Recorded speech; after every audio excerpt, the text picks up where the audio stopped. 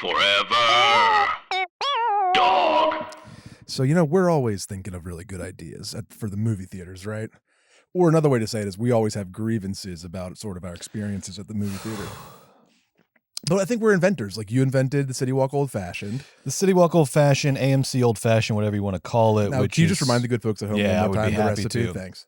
So that is a Coke Zero or Diet Coke, what have you, with orange, because it's a freestyle machine. So you get it with orange. You can pick a little splash of orange in your Coke. That's right. Right, okay. And then you just dump in a couple mini bottles of Seagram 7 Crown. And you buy those at the concession stand, or you just kind of pocket those bad boys and you walk right in with them? Gas station. I like that. Yeah, liquor store.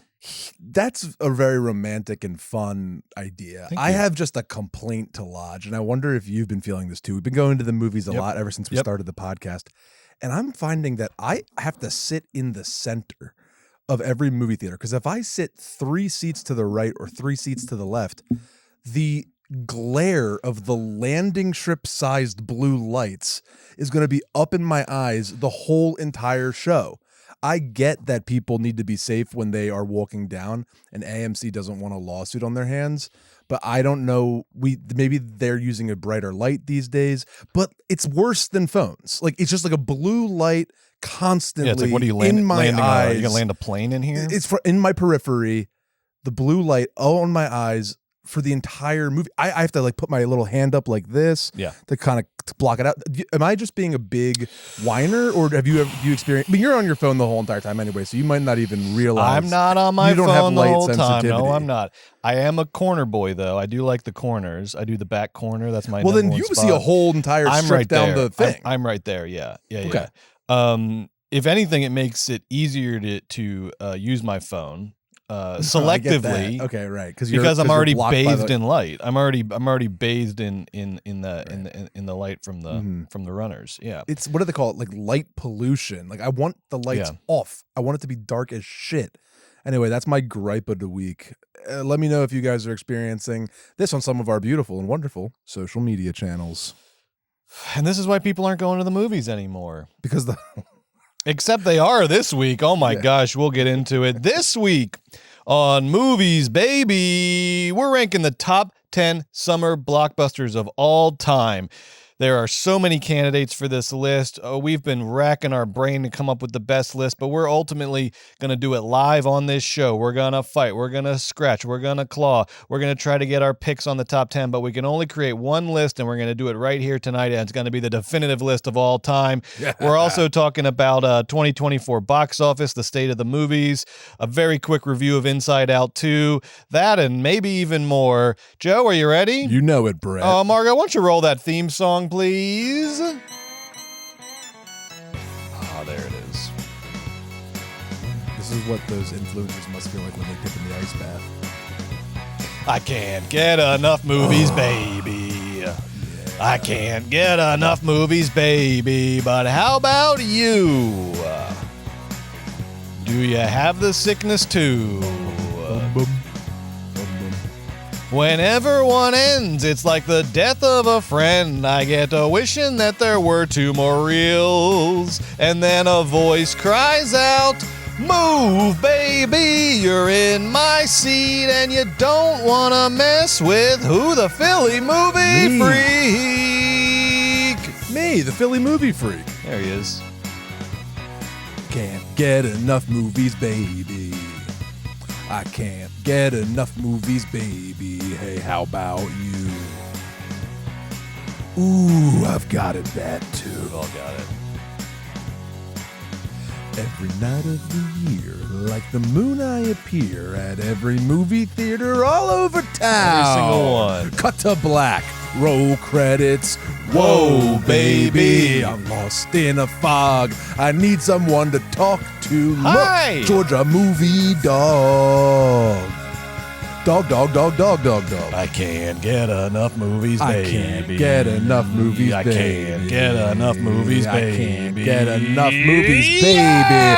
Welcome to Movies, Baby, the weekly show where we break down the hottest movie news, review the latest releases, shout out forgotten classics, seconds, and prophecy the future of Hollywood. Prophesy that future of Hollywood. I'm Joe Cilio, a.k.a. the Philly movie freak.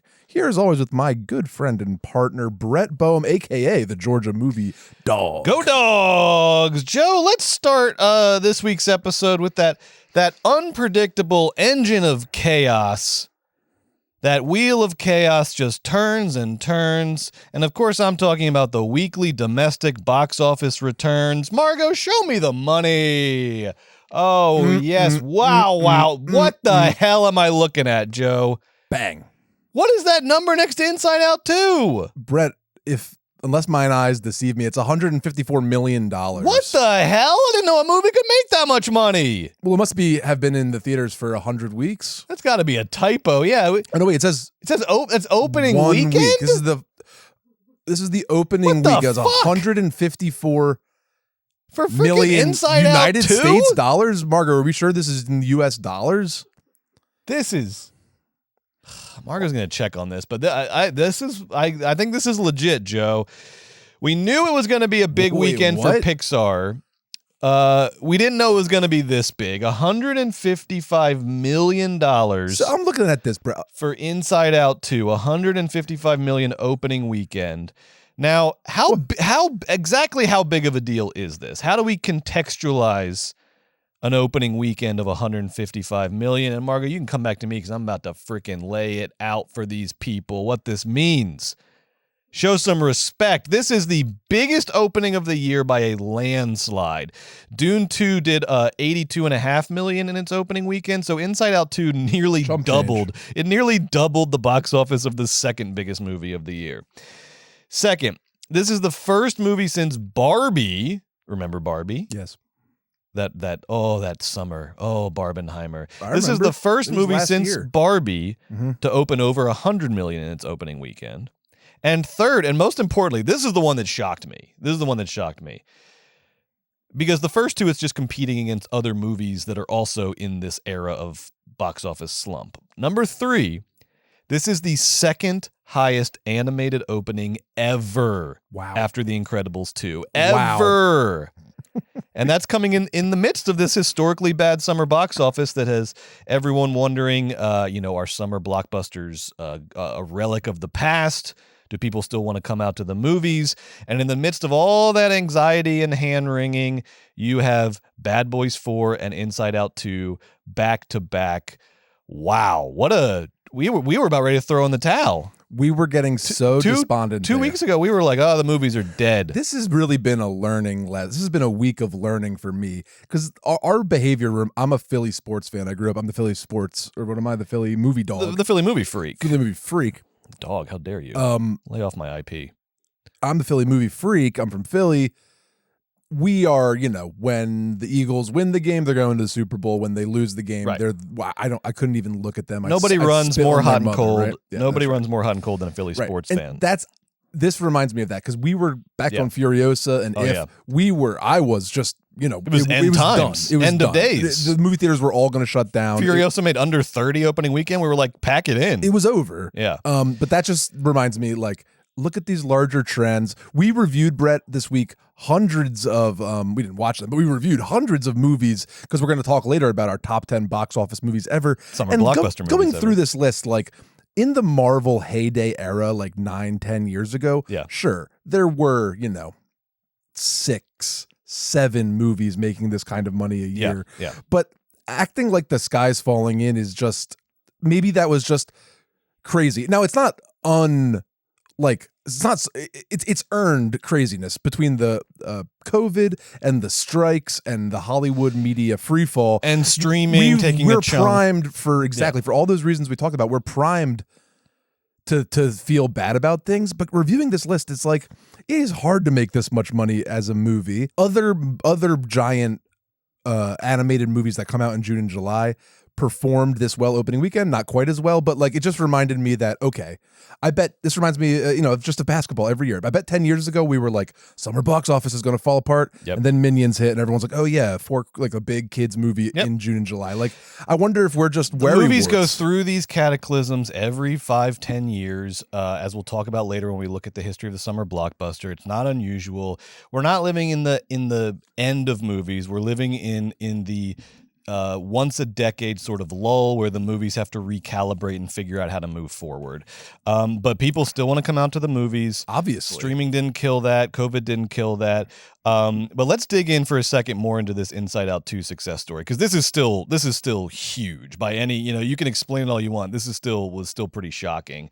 I did not know a movie could still do 155 opening weekend, but it sure can. And this wasn't just a big win for the box office as a whole. It was also a huge, much needed win for Disney and Pixar, because these are two brands who once upon a time were the surest of sure things at the box office, as sure as Marvel, as sure as anything. And Marvel is Disney. Thank you very much. Yeah, but lately, you know what I mean? Just like, yes, that's how good they are at exactly. this. Right? They don't make bombs. They make hits after hits after hits. But lately, both brands have suffered through some big time disappointments. Pixar had record low openings for their last two movies, Lightyear and Elemental. Lightyear only made 51 million opening weekend, en route to 118 million total domestic. Elemental opened under 30 million, 29.5 million domestic. That's Furiosa numbers. By far the worst opening in Pixar history. And it did eventually recover, and it ended up making like 500 million globally. Isn't that amazing? But this is Pixar. They aren't used to any bad news at the box office, much less an opening weekend under 30. A Pixar opening weekend under 30 was crazy. So what was the reason for this slump before we get to the resurgence? The reason for the slump was pretty clear. First, Lightyear and Elemental were just kind of bad, not even bad ideas, just sort of like formless ideas. They didn't have that real, just powerful punch of a Pixar movie, that sort of potential to become a cultural phenomenon. Because Lightyear, even though it's part of one of their most successful franchises, Toy Story, didn't bear any resemblance to the things that people like about Toy Story. It was like the story of the real person that the Buzz Lightyear toy was made on. What are you guys doing? Hat on a hat. Yeah, Just want too much. Silly. Like the Toy Story movies work because all the gags are about them being toys. Right. So that was obviously a miss. And then Elemental was just sort of an Inside Out ripoff. I know. But with more generic characters, and then this bizarre reliance on ancient science of the four elements. So these are both like just Elemental truly feels like the last Pixar idea. It feels like if you had all the Pixar writers write 100 ideas, this would be the lowest ranking, most undercooked idea you could come up with. Remember the four elements? What if they were characters in a movie? It doesn't even feel like a Pixar, like a real Pixar movie.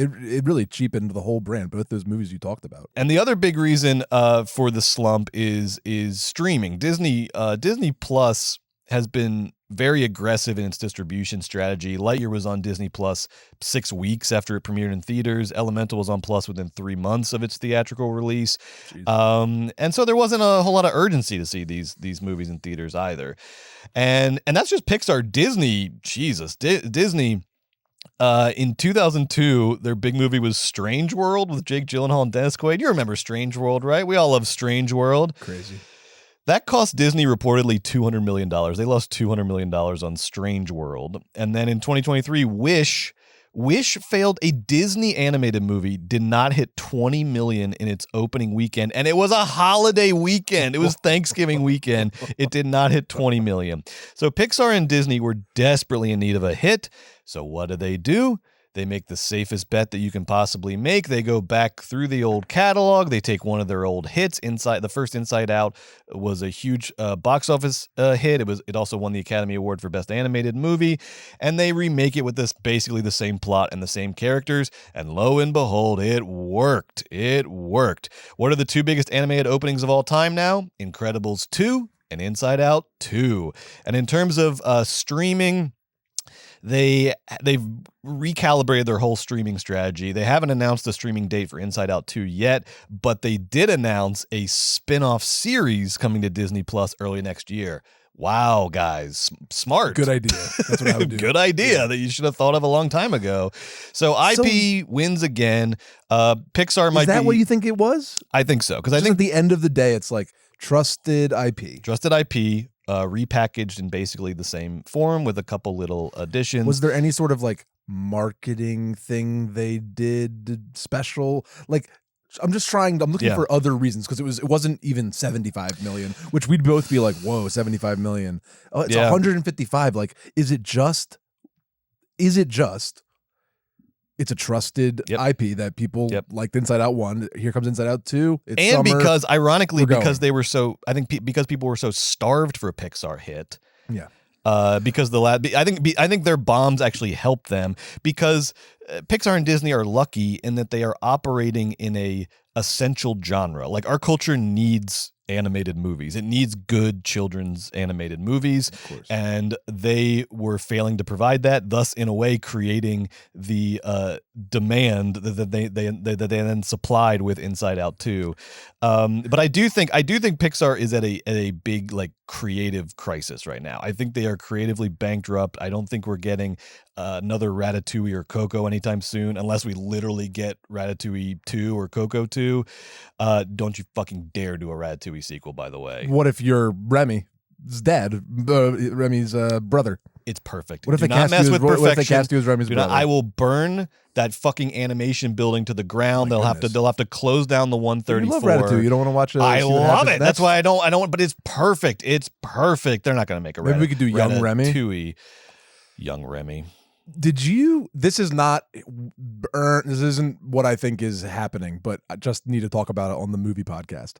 Have you heard this like strain of conversation that happened that was percolating before Inside Out 2 dropped, where Disney and Bob Iger and everyone put their big heads together and they decided that we can't have woke shit in our movies anymore, and Inside Out 2's whole marketing thrust was, we're gonna do broad again, everybody, don't worry, there's no gay characters, there's no people with purple hair, we're just gonna do like that was like part of the marketing of this movie, maybe just in right-wing circles, which I don't swim in, but I have a Twitter, so it's always there.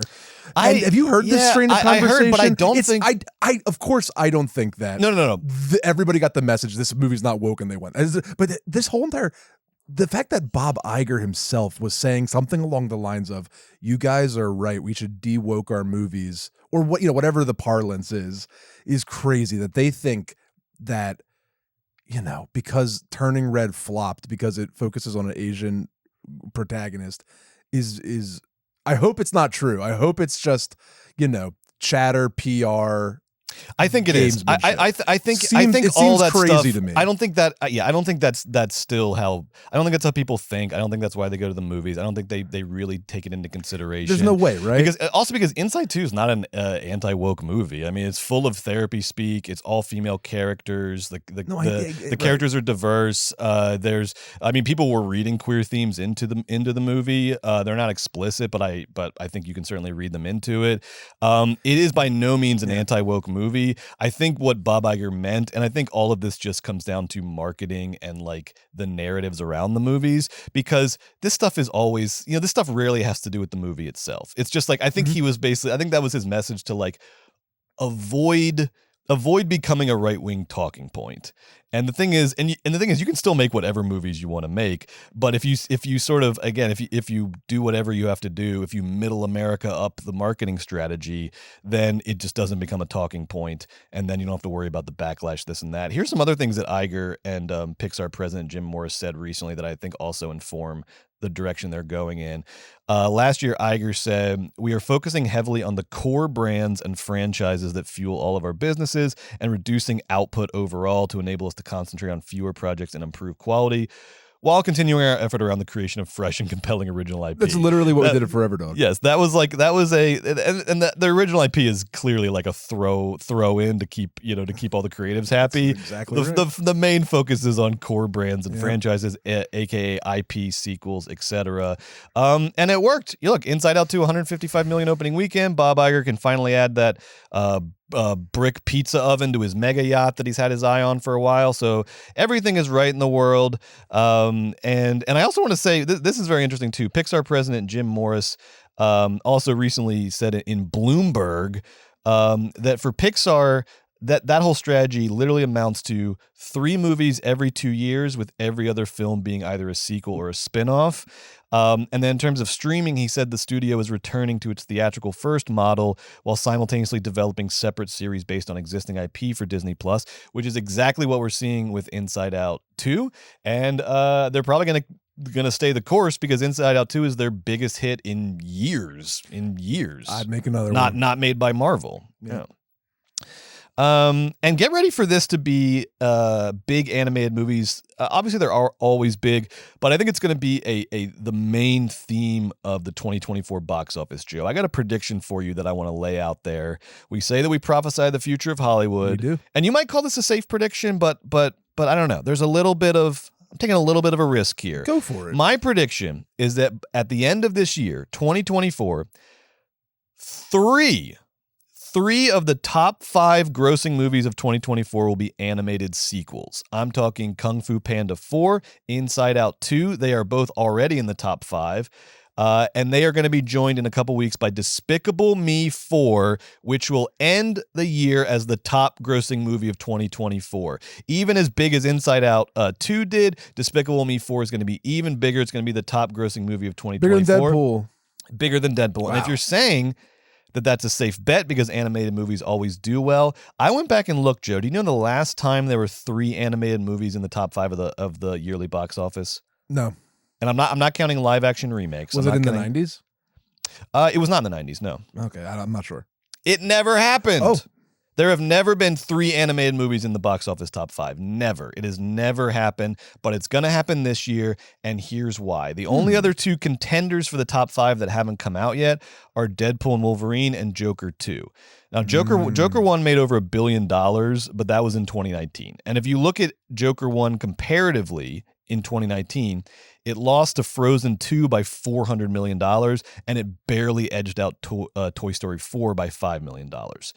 And then the last Deadpool movie, Deadpool 2, made $735 million in 2018, but it didn't come close to the top performing animated movie of that year, which was Incredibles 2, which we mentioned, which made $1.2 billion. So right now, Kung Fu Panda is at 4. Inside Out 2 is going to be at 1 soon enough. And then I think Despicable Me 4 will end the year at number 1. So in order for my predictions to hold, Kung Fu Panda 4 has to beat out Joker 2 and Deadpool and Wolverine. It made $543 million, so it's going to be tight. But this isn't 2018 or 2019. This is 2024. And judging how those 2, both R-rated action comic book movies, in their respective years, they did not do as well as the animated movies that came out that year. I think that's going to hold, and I think we're going to see 3 for the first time, 3 animated movies in the top 5 of the 2024 box office. I love that. So you're saying Megalopolis is like a close 6, you think, on the box office at the end of the year? I think Megalopolis. Actually, all jokes aside, at the end of the run, worldwide totals for Megalopolis in millions of dollars. Putting you on the spot. Let's guess. I'm going to guess. Worldwide box office for Worldwide Megalopolis. box office for the entire run, like the number at the end of the whole term. I'm going to say $48 million. I know that's insanely. And what was budget? I mean, it doesn't matter because it doesn't matter. matter. He paid for it himself. $150 million, Doesn't matter. whatever. Yes, Yeah. I'm not, and I'm going to call that a win. It's just Sophia's inheritance that he's just like. No, fucking Sophia's away. inheritance is fine. She doesn't even need an inheritance. She's an adult. Yeah, Roman's woman worried about. Roman's worried about the inheritance. Furious about Megalopolis. Roman hates Megalopolis. And Margaret, when you get a second, you put up that second box office graphic. I think Megalopolis. So this is the yearly right here. Wow. So yeah. So Inside Out 2 is going to end up at number 1 pretty soon, based on its opening and good reviews. That'll push Kung Fu Panda down to 4. Wow, you're so quick to dethrone Godzilla X Kong: The New Empire. That movie, well, that'll stay is so big, dude. The end of the year box office top 5 is going to be Dune, Godzilla Kong, Kung Fu Panda 4, Inside Out 2, and Despicable Me 4. Despicable Me is going to be. That's my huge. prediction. I love that. Despicable prediction. Me 4 is going to be massive. I agree it's going to with be that. massive. I was wondering, massive. I don't know what franchise. And then when you said, I was like, oh yeah, of course, massive. Despicable Me is like the marketing campaign's really good. This isn't a point of pride. I just need everyone to know.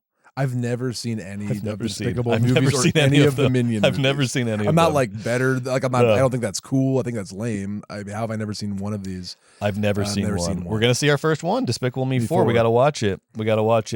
I mean, at this point, it's amazing the freedom they have with that brand. They don't have to tell you anything about the movie. They just put a freaking minion on the poster. Good for them. They must be very funny. Here's what I have to imagine. I have to imagine the Minions are very funny. Because otherwise, a lot of things in my world Otherwise, how do you explain it? don't make sense. One time, I was at therapy, and it was like a year and a half into therapy. And I love my therapist, or I did before we broke up, because I decided Because you solved your brain. Because my brain Because it is all went to perfect. 9/11. All went back to 9/11. Okay, so she made a really salient point about like my childhood, about my father, and I sat there, and then when she finished her point, she slowly lifted up to her mouth her mug that was just a giant, shaped like a Minions mug with like big Minion eyes on it and like a big Minion handle, and took a big sip out of it and put it down. And I was like, fuck, I was this close to like a real moment, but then Carol just sort of, then I was like, fuck, wait, is Carol, is she out of, is she a crazy lady? She has a giant Minions mug. No, she's the normal one. I think This is a phenomenon. This is a cultural phenomenon. Knowing Carol, the Minions are probably pretty funny. Otherwise, she wouldn't have a mug. That's my take. It hits every demographic. Adults like Minions because we're all just so fucking Well, I think they're sad funny, Brett. and No, I lonely. think they do Three Stooges stuff. Gen Z gets to like sort of make fun of it, but also they get to they all wear their suits and they go, and that's a big thing. Gen Z is so Gen Z's fucking found bad. their angle, and then kids. Cut that I guess kids can who cares? But as though these movies aren't for kids. And all the kids will. The kids will just go and they'll watch anything. But let's make these for us. Speaking of, that's the box office. But what about the actual movie, Joe? Oh, yeah. This isn't freaking Bloomberg News. This isn't the Business Insider. What about the movie itself? Inside Out 2 made a ton of money, but is it any good? I saw it with my family.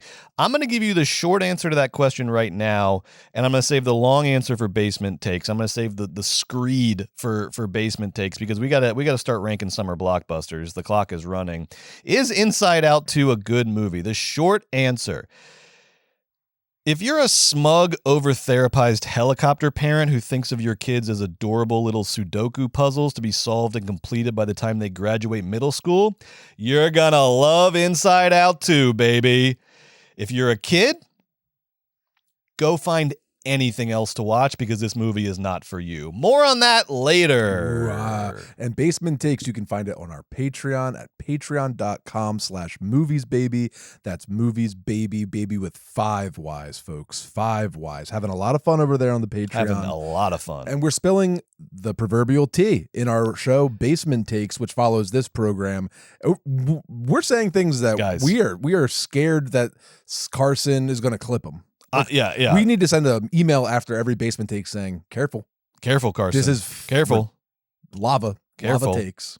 I scare myself sometimes. I on agree Basement with- Takes. 85% of what I'm saying. I agree with almost all my crazy takes. Oh no, I agree with them, but they are hot. They're- yeah. They're dangerous. Basement Takes, it's the takes we agree with today, but we know there could be a day when that take doesn't feel right, but it's going to feel right tonight. I when think I'm most of spewing them it. will. I think most of them will age well. I like They're that. ahead of their time. I like that. Joe, let's get into summer blockbusters, baby. That's the theme of today's episode: summer blockbusters. I am so excited. I've been training for this all week. We are going to put together the Movies Baby 5 Ys official list of the top 10 summer blockbusters. It is going to be, like all of our lists, a calling card. When other movie podcasts or other movie lovers want to know what these guys are all about, I hope they check out our lists. And they'll go, okay, I see. This one is very important. Top 10 summer blockbusters. This one's big. Like, Brett, I'm going to tee you up here. Yeah. What the heck is a blockbuster? All right, so let's start. What is a blockbuster? How do we define this? And I know you came up with some parameters, and you came up with this list of like 500 potential nominees for the top 10. I want to talk a little bit though about the history of the summer blockbuster, because this is a relatively recent phenomenon in the history of movies, going back to the mid 70s, starting famously, as everyone knows, with Jaws in 1975. But before that, before the 70s, I mean, there was really only one movie before the 70s, it could be defined as a blockbuster, I think, which is Gone with the Wind. The studio system in the 20s, 30s, 40s was all about just burn and churn. Just get them out, get butts in theaters. People used to go to the movies as a ritual, not even sort of knowing or planning for what was playing. You would just go to the movies, and then whatever was playing, that's what you watched. And as evidence of that, Gone with the Wind was the all-time box office leader, the highest-grossing movie ever, from 1939 to 1972. From 1939 when it came out to 1972, it was the highest-grossing movie of all time. So for 33 years, and now every year, every couple years, there's a new all-time box office leader, it seemed. Yep. Now it's just sort of now it's become this competition. But back then there was really just Gone with the Wind. There, you had some other sort of like, you had 10 Commandments, Ben-Hur, The Sound of Music, big spectacle movies, cultural phenomena, big box office. But even those three could not eclipse Gone with the Wind. The modern blockbuster, I think, I read this great book this week, Blockbuster, How Hollywood Learned to Stop Worrying and Love the Summer, by Tom Schoen. I recommend it. And one of his arguments, which made a lot of sense to me, is that the modern blockbuster comes out of two things. It comes out of this kind of crisis in movies in the late 60s, early 70s, where similar to what we're going through right now, where the old way of making movies was collapsing. The studios, all their old tricks were not working. People did not want to go to their big glitzy, overdone musicals or their period pieces or this and that. And that's where you get this new wave of directors, the new Hollywood directors, who forged the new path for Hollywood. In addition, the blockbusters come out of this reaction to television. Television is big business in the 50s and 60s. It's eating into the market share of movies. Why go to the movies when you can just sit home and be entertained on your couch? And so the movies had to come up with, we need to be bigger, we need to be better, we need to be unique, we need to distinguish ourselves from television. And their first like strategy for that, like a studio-wide strategy across the studios, was that movies were going to be the more like serious, like sophisticated alternative to television. Television is game shows and sitcoms. We're going to be like NPR. And they thought that was going to be the thing that was going to keep them financially solvent. But that of course didn't work. And so starting in 1972 with The Godfather, they started to crack the code for what would be the future of Hollywood and the rise of the blockbuster, which is big as fuck, as big as you can get it. The scope of the movie, the marketing of the movie, the release of the movie. The Godfather is one of the first wide release movies, the first successful wide release movie of all time, where you're not selectively releasing it in theaters and then relying on this sort of overcomplicated word of mouth sort of thing to circulate. You are going big and broad out of the gate. You are releasing as many theaters as possible with a big marketing strategy. And lo and behold, The Godfather was the movie that dethroned Gone with the Wind as the highest grossing movie of all time. The Godfather itself was eclipsed just a couple later, like a year or 2 years later, by The Exorcist.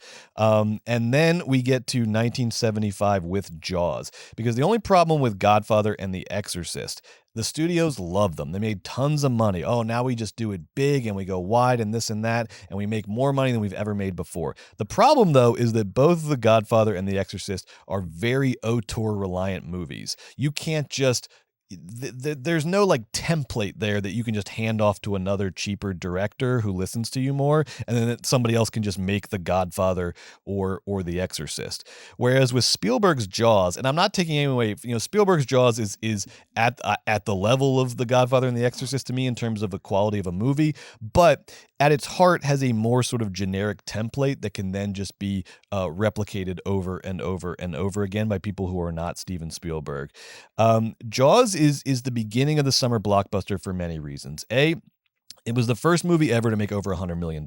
It made money that people didn't think was possible for movies. The studios were flabbergasted. They said, "Oh my God, this industry is even more profitable than we thought it was. There's a whole another level of profitability that we have not tapped into. And one of the reasons that created that profitability is not just the quality of the movie, and because of course there was tons of word of mouth, there was repeat viewings. People were watching Jaws 5, 6, 7, 8, 9, 10 times in theaters. But there was also a massive marketing budget. Jaws had the Universal's biggest marketing budget ever, which is kind of laughable. It was $700,000 was the marketing budget for Jaws, which at that time was the biggest marketing budget ever at Universal, which is of course one of the biggest studios.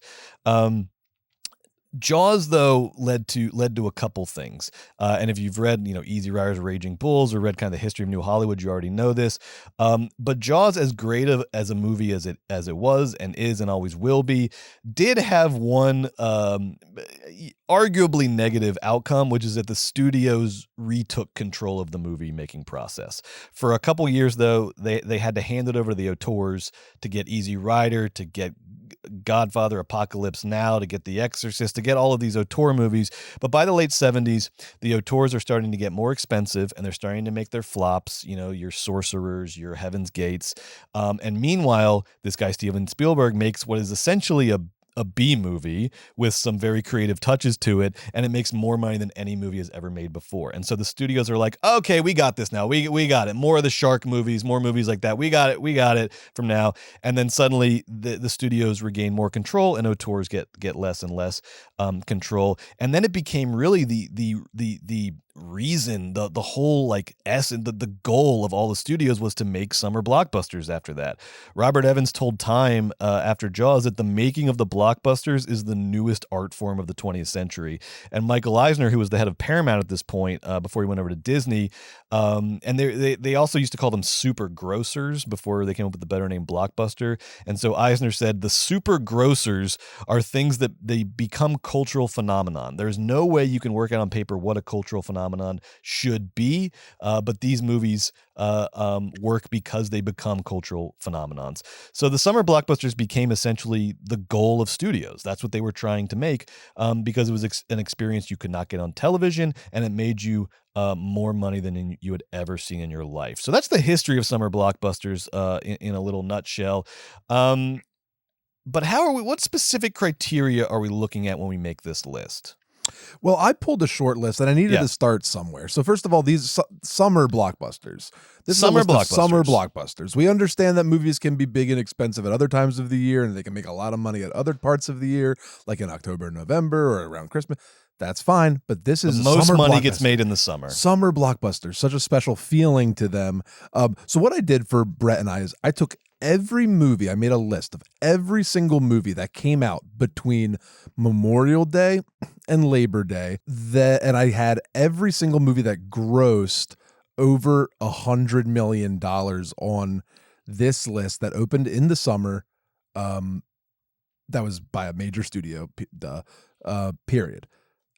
That's a lot of, it's so many movies. It's a lot of movies. So many movies. So then you really start wondering, is 100 million really enough? I'm down here at the 100 millions, like Evan Almighty. No. Collateral. No. This Is the End. I like Collateral. I love Collateral. That's not a summer blockbuster. I'm not saying these are bad movies. I'm saying blockbuster. That's not giving me summer blockbuster. No. What is summer blockbuster? In addition to the money, what is the vibe? Oh my God. The vibe is it's hot. You're going with a crew, whether it's your friends or whether it's with a big family or whether it's with a girl you like, or it's a packed movie theater. It's hot. And the movie's going to be big. The movie tastes like Coke. Right now I'm just seeing an image of Will Smith sweating, right? Will Smith is there. He's young. He's sweating. It's hot out. I am having Coke. I'm here with my aunt and my cousins that I only see once a year. Usually a genre movie out there. Usually a genre movie, a comic book movie, it's action gonna be movie. Big. Yeah. My dad's going to like it, but so is my little cousin. Yep. And Eisner, we all want to go, except my mom, who doesn't like movies, but she's going to go because it has X actor in it, that kind of a thing. And Eisner's definition as a cultural phenomenon is important. If you think of Barbie last year, if you think of Jurassic Park, any of these big summer blockbusters, they create this phenomena that transcends the movie itself and becomes this like cultural moment where it influences like fashion and toys and spin-off this and that, video games, TV. It's like it becomes this moment that everyone identifies with. We all just lived through Barbie. That is such a good Barbie's example. a great example. Right? Like, Barbie's a great example. Everybody went to the movies. We all dressed in different fun pink Barbie-esque colors for it. Yep. And then it was like on Oreo packets for 6 months. You know, it was like you couldn't eat fucking cereal without seeing Barbie. You can't drive a car without seeing somebody with a Barbie, you know, something. It just became the cultural moment. So that's really what you need, that in a summer blockbuster. And it tends to be, I think it's so important culturally because most people's earliest memories of going to the movies are usually going to be summer blockbusters, the ones that stick with you. I mean, I think of Jurassic Park, I think of Independence Day, I think of, you know, Men in Black. You know, it's like these movies are really like foundational movies for individuals in terms of how you think about going to the movies, what you think a movie is. These movies kind of like, you know, after you move past animated movies, Disney movies, once you're going to like live action movies, these tend to be the movies that like define your understanding of movies as a person, I think, because they're so massive and everyone goes to them and everyone gets to talk about them. And you start to think of movies as these like cultural events that you can share with other people and that represent a sort of place and a time. So I mean, there's a financial dynamic and there's an untouchable dynamic of like memory and, you know, cultural ephemera and zeitgeist, things that we can never put our fingers on. The relationship to the zeitgeist is interesting, though, because for the most part, you know, Barbie had a little bit of this and that, but like for the most part, summer blockbusters are not trying to like literally capture a moment in time. If anything, they're trying to like escape the moment in time, divorce from the moment in time.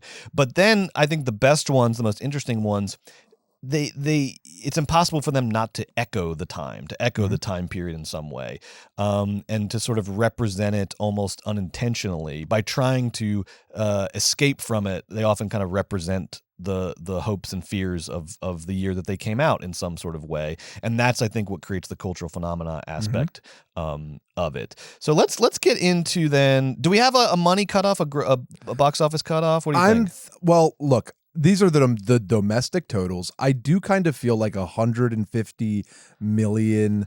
You have to have grossed 150 you have to make at least million. 150. But there are some under 150 that had gigantic opening weekends, like 45, 50, $60 million opening weekends. And when you read some of these names, how do you want to do this? Should we go back to some of those like fringe candidates? Do you want to get some jaws up on the board? Let's get some big mean? ones out, because I also want to say, like, when we're doing the list, the top 10, it's going to be a combination of obviously movies we like, our favorite summer blockbusters, but I also want to pick 10 movies that are unequivocally summer blockbusters. I don't want to find like little loopholes here and there. I want us to pick our 10, like the 10 movies that are like the most summer blockbustery that we also like. You know what I mean? So it's our personal feelings, our preferences, but also like I want to make sure we nail that summer blockbuster vibe. We need to be disciplined in our nominees because they have to really be emblematic of the genre summer blockbuster. That's right. To give you an example of a movie that will not be on here, but is on. I went online and looked around. It's on a lot of people's lists of the top summer blockbusters of all time. Is the original Alien, which came out in the summer, made a shit ton of money. It was a cultural phenomenon in a lot of ways. Obviously, just even the chest burster became this thing. But to me, so it checks a couple boxes, but to me, Alien is such an art movie at its core. It's so, you know, before you get the chest burster, it's so sort of thoughtful and atmospheric. It's a brilliant fucking movie. One of my favorite horror movies of all time, sci-fi movies, however you want to classify it. But to me, there's a melancholy to it and an auteurism to it that doesn't really encapsulate what just a popcorn chugging summer blockbuster is. So for me, Alien is not going to make my top 10, not because if we're strictly going by the criteria of a movie that made a lot of money in the summer, of course it's one of my favorite movies of all time that made a lot of money in the smer. But to me, it just doesn't movies. epitomize to me what a summer blockbuster is. Okay. So what is gonna make this list? Why don't you start shouting out some candidates here? I mean, I don't think Alien made enough money to make our list, honestly. No, okay. So it doesn't even qualify I don't think so. box office wise. I can look it up. I mean, look, let's just get some ones out. Let's just start saying some ones that everybody knows. Yeah. There's Let's talk about Spielberg. There's All right, let's Jurassic talk about Park. Spielberg. There's Raiders course, of the Lost Ark. Jaws. And there's Jaws. Those are the three that would be on a list, right? I mean, look, let me start here. It's hard. I mean, look, it's Jurassic Park and Jaws. Like, let's just start there. Here's what we're gonna start with. Which I think both of those are gonna make this list. They have to. I don't know how you. They're both perfect, and they both like what says summer blockbuster more than Jaws and Jurassic Park. They're gonna be on here. Like, we'll place them later. They're gonna be high for me. They are high on my personal list. I know they're high on yours too, or I'm sure they are. So those are big ones. I mean, what are just like? Well, here's what I'd say about Jurassic. Let's just get into Jurassic Park and Jaws, because those to me, I mean, I basically have those 1 and 2. Those to me are the original summer blockbuster in Jaws, and then to me, what is the pinnacle of summer blockbusters in Jurassic Park. Make that case. The reason I would give Jurassic Park the edge over Jaws on this list is, with all due respect to Jaws is creating the template of the summer blockbuster. If you go, when you go back and watch it, it is really like it's such an interesting movie because it is a B movie. It's a B movie that literally is like evolving before your eyes into this new type of movie. But it has still has a lot of B movie tropes. I mean, you think about the opening of Jaws, it just sort of like scans over this bunch of hippies on a beach, and it feels like a 60s 70s genre movie. It feels like, you know, from the Roger Corman school. It feels like fun and cheap. It's shocking to think of that intro and then to imagine the movie that you're about to get is Jaws. And there are other moments like that as well. And so to me, Jaws it obviously needs to be on this list, but it is like creating the summer blockbuster out of a genre B movie. And so it still has a foot in sort of the B movie world. Whereas by the time Spielberg gets to Jurassic Park, the summer blockbuster is a thing. He gets more money than God. You know, he's basically going to get a blank check. He has such incredible technical resources at his disposal. By the time we get to Jurassic Park, Spielberg has all the tools to like create the ultimate summer blockbuster, instead of having to like shoehorn the summer blockbuster out of a B movie, which I think is what happens in Jaws. So that's no shade to Jaws. But speaking, and I think I maybe even like Jaws better than Jurassic Park, but that's where this list is about. Not just what movies do we like, but what movies most epitomize being a summer blockbuster. And to me, Jurassic Park is the movie that I like the most that is also epitomizes the genre. So I honestly, I have Jurassic Park at 1 and Jaws at 2 on the list I came up with. But I also, you know, there's a question of how much room can Spielberg get on this list too. Well, we'll get to it. Okay. I don't need to rehash your points. I just want to say that I hear what you're saying. Jaws is a perfect movie. It is unbelievably good, and I love it. But you know what else is a perfect movie that is unbelievably good that I love? Jurassic Park. And nothing kind of slaps of summer. Nothing tastes like Coke and popcorn more than Jurassic Park, baby. And I do love me some Jurassic Park. I don't just like love me some. Like, it's like one of my favorite movies of all time. Always has been. I'm ready to give it 1 as well, and I'm ready to give Jaws 2. But Brett, why don't we hold on for a little bit? All right, let's hold on for a second. We can kind of like poke let's around. Hold on for a second. Because what if we forget? For the listeners at home, they're not staring at a giant list. I just want to throw out some of these names for context. Yeah, what are we talking about? Here's the top 10 grossing domestic releases in the summer ever: Top Gun: Maverick, Jurassic World, Barbie, The Avengers, Incredibles 2, The Lion King, The Dark Knight, Finding Dory, and Avengers: Age of Ultron. And one more for fun, Dark Knight Rises, then Shrek 2. So, I mean, that's just fun for context. I mean, these movies made just a ton of money. Top Gun Maverick grossed $718 million domestic. I mean, that's just preposterous. But Brett, two of these titles do jump out at me. Yeah, what do you got? The Lion King and The Dark Knight. Can I talk on these for a second?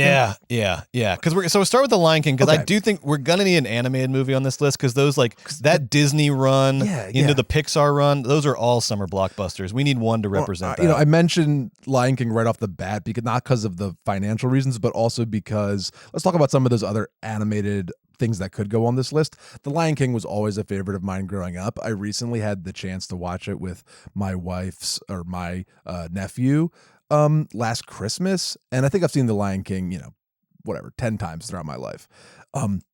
There's a reason I've seen it 10 times, Brett. That movie is phenomenal. That is I don't know what perfect means, but that's a perfect movie. That is a story perfectly told. It moves so fast. It's so great. It's doing Hamlet, and it's doing it like that in a way that's understandable to kids. It's amazing. Has great voice performances. All the songs are literally classic. It's The Lion King. I mean, just like other nominees or other animated movies that made a ton of money in the summer. Shrek 2, the Toy Stories, let's see here.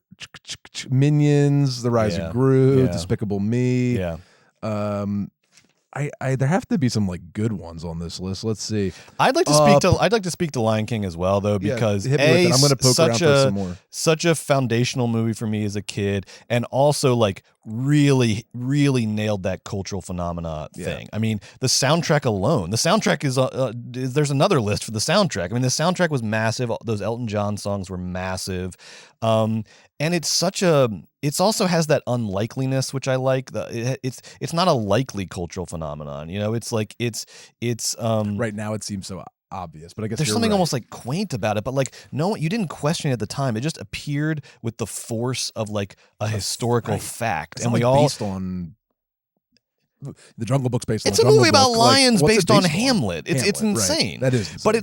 But you don't think about any of that. It arrived like a freaking nuclear bomb, which is what a summer blockbuster does, and the whole culture just revolved around Lion King for 3 months that summer. Yeah, I mean, and it's great. Like you said, it's a great movie. I think it's the best Disney animated Simpsons movie. Can I interest you in Madagascar? Can I interest you in? No, I'm hearing nothing what about Ratatouille, Brett? Well, here's the thing. All right, this is a good question. $206 question. million. Ratatouille is my favorite animated movie of all time. It does qualify based on the criteria. That's right. It sure does. It opened with $47 million opening weekend. Huge weekend. We actually watched it. I watched it with Sandy last week. He's got a little Remy doll that he now sleeps with, which makes me very proud. I mean, this movie's so good. That speech at the end about the role of the critic. Ratatouille is fantastic, but Brett, as good as it is, I don't know if it caused the cultural. That's it. Well, that's what I was gonna say. That the Lion King. That's what I was gonna say. It's it's maybe a little too smart, a little too savvy, a little too niche in certain ways. It didn't have the soundtrack, for example. It didn't. It did not have it did not achieve the cultural phenomenon that Lion King does. Lion King's a musical. That's what we're looking for. That's what we're looking for this list, is movies that are at the center of all the Venn diagrams. We like them. We think they are hot. We think they are, peak cinema, peak achievements in cinema, but they were these massive cultural phenomenon, and they made a shit ton of money. We're looking for, to hit all three of those quadrants, and I don't think Ratatouille hits all of them. So I'm going to say Lion King needs to go on this list. So right now, I love it. I mean, put it on the short, short list right now. We've got Lion King, Jaws, Jurassic Park. That Lion King takes care of an animated movie. I don't think we need 2 because we only have 10. Takes care of musicals too. Not that I think of musicals in summer, but just in case. Now you want to talk about The Dark Knight, because we need we need a Batman. Let's talk about superhero movies. We need a Batman. All right, here's just some I'm looking at staring me dead in the eye. I got The Dark Knight made a ton of money. Dark Knight Rises, Batman Begins made a ton of money. Spider-Man 2, Transformers is that comic book. Thor: Love and Thunder, not coming close to our beautiful list. Fuck off. Spider-Man: Far From Home, Jump Off a Bridge, Wonder Woman. All right, well, hold on. All those movies, right? I'm thinking of Batman almost as different. Batman as a not superhero as Batman. Okay. I think we could probably find the way to get 2 superhero movies on here, and one of them has to be a Batman movie, because I love it. So you're talking about the Nolans, you're talking about the Burtons, and you're talking about the first Joel Schumacher one, I think, right? Those are the ones that are eligible. Wow. I mean, what a thrilling. So where are you going with your head? Thrilling question. I wasn't there for Tim Burton's Batman. Okay, I get it. Prince was on the soundtrack. Jack Nicholson. Michelle I Pfeiffer love in that the sequel. movie. Come on now. Michelle Pfeiffer in the sequel. We're not picking. The sequel's not going to be it. but I was there, folks, for The Dark Knight. Dark Knight changed the game. Ne'er do I go to a movie when it's not at least subconsciously referencing The Dark Knight. And I mean that in a million different multitude of ways. But every single giant financial cinematic project since The Dark Knight has just been in the shadow of Dark Knight, all the way up until Dune 2. Like Christopher Nolan, just like Spielberg did with Jaws, it was sort of like another inflection point. Batman Begins, I remember seeing that in the summer and I loved it. It was huge. We were all excited. There was a new Batman. But Dark Knight changed everything. Dark Knight, and then just talk about, I always like to make jokes, and we can do this on Basement Takes, and it's fun to play. What's your favorite Batman? What's your favorite? I'm not saying Dark Knight's my favorite Batman, although maybe it is because it's so freaking good. What I'm saying is it's going on my list of top 10 summer blockbusters. It checks all of our criteria and then some, and then on top of all of it, Brett, the movie's dope. The movie's fucking good. It has great performances. It's so big. It's so huge. It's so culturally important. What other Batman are you flirting with putting above Dark Knight? Well, here's the thing. Dark Knight checks so many boxes. I remember it as a summer phenomenon. I think I saw it a couple times in theaters. It owned that summer. It redefined big budget movie making. I think you're absolutely right. I think Nolan became the new Spielberg with that movie, and then all the other directors of that caliber started to kind of exist in his shadow in a way. He certainly created a new template for the summer blockbuster. I wonder if tonally it's a little like dour for a summer blockbuster. It has a very dark tone, a very melancholy tone. It doesn't really have like a happy superhero ending. It has a very conflicted ending. But then again, Jurassic Park has a very conflicted ending. They all have to abandon the project and flee the island. So maybe that's not a trademark of a summer blockbuster. But tonally, it feels a little dour and melancholy, whereas the Tim Burton Batman, which I would say is on par in terms of a cultural phenomenon, is on par with The Dark Knight for 1989. I mean, you're talking, that thing was in, as weird as it is in moments, that thing was in McDonald's lunchbox, in McDonald's Happy Meals, toys, music videos, spin-offs, this and that. I'm convinced it was massive. I just wasn't there. But I hear you. Mm-hmm. I would say equally massive as The Dark Knight in terms of a cultural phenomenon, in terms of influence on popcorn filmmaking. But it's like it's a little fun. It's a little more fun. It's a little kitschier. It retains a little bit more of the sort of Batman kitsch. It's a little sillier. It's easier to kind of just sit back and chug popcorn to. Right. It's not obsessed with psychological realism. I mean, listen, The Dark Knight is like, I think you're on to something, and I'm not saying no, but I just feel like The Dark Knight, are we like divorcing it from like the Heath Ledger death and the school and the theater shootings and like putting all of that behind putting it. all that now it has such like insane emotional baggage. But that summer it just had holy fucking shit, Batman is the fucking best, and now he's got a bike. Yeah. You know what I mean? Yeah. It was like, whoa, the Joker just blew up the building and Batman, has a bike. I mean, now it's like very dour, sad thing to think about because of all of its cultural baggage. How about this? I haven't convinced myself. I think I like the original Batman very much. Yeah. But I know in my heart The Dark Knight is a good pick. Batman, I don't know.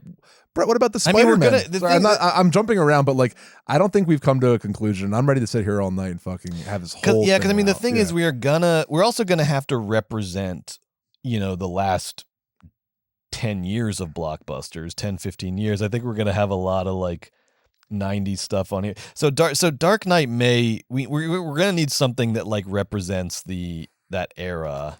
Okay, well, let's put it on the back burner for a second. Let's feel out some more choices. All right. So we've narrowed the Batman spot down to Dark Knight or well, I mean, look, 1989 I could also Batman. I am going to edit myself for time. We have a lot of movies to talk about, but I could also make an impassioned Batman Begins case. But we can move forward. We can move forward. That's gonna do is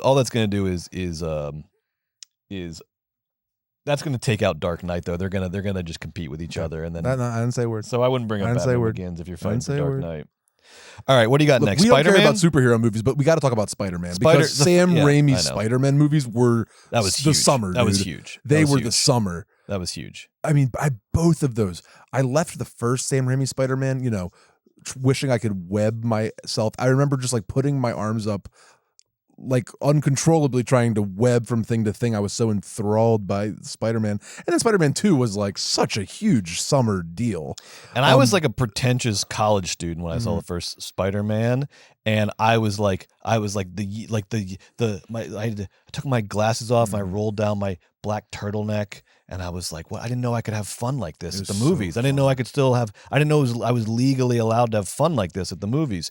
The first Spider-Man was just such a like shock to the system of like a return to just like fun, comic booky.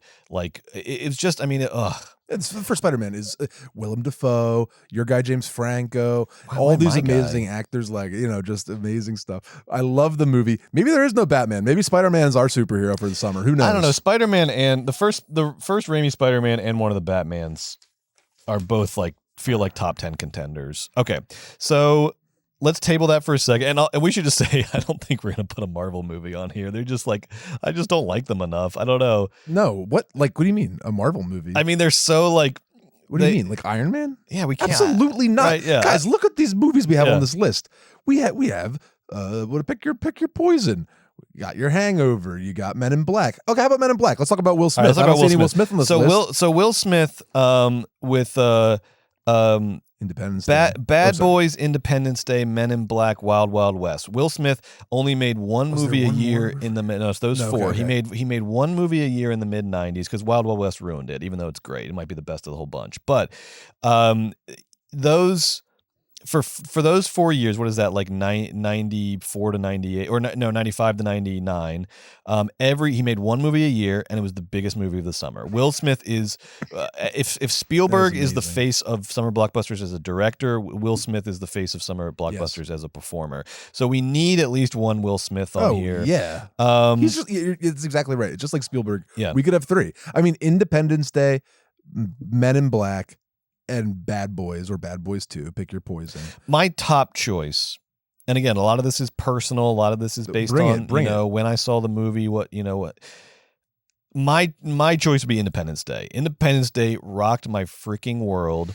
It had everything. They are blowing up the way you had never seen. It became a big trope, and of course you had disaster movies before, but you had never seen the White House blown up in quite as amazing a fashion as an Independence Day. Whole skyscrapers blown to shit. Whole cities destroyed. And it became a trope. It became a go-to, but you had never seen anything like that before. That shot of the White House exploding was burned into my memory forever. And you get Will Smith, and you get Jeff Goldblum, and you get Bill Pullman, and you get Crazy Quaid. You get all these people, right? Everybody is cooking. You get Vivica A. Fox. You get Torch Song. Harvey Firestein's in this freaking thing. You get so many great character actors and stars. You get freaking tentacle-y aliens when they shove Data up against the wall and they're like puppeting him. Oh my God. I went through so many different emotions. The reason I give it an edge over Men in Black is because the range of emotions was more comprehensive. And I think that's part of a summer blockbuster is I was scared. I was laughing. I was enthralled by what I was seeing. I was excited by what I was seeing. The adrenaline was pumping.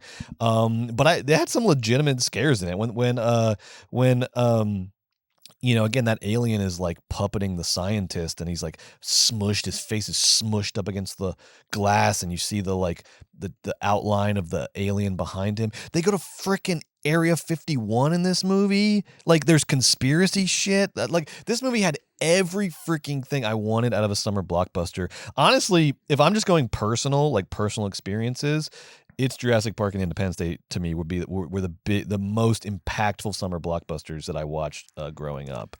Well, that's funny because I think now's the time for me to bring up my impactful alien summer blockbuster. Talk to me. Steven Spielberg's War of the Worlds. Okay. Much like you, Brett, if I were making my personal list, which I have, it's on my desk, it includes Steven Spielberg's War of the Worlds.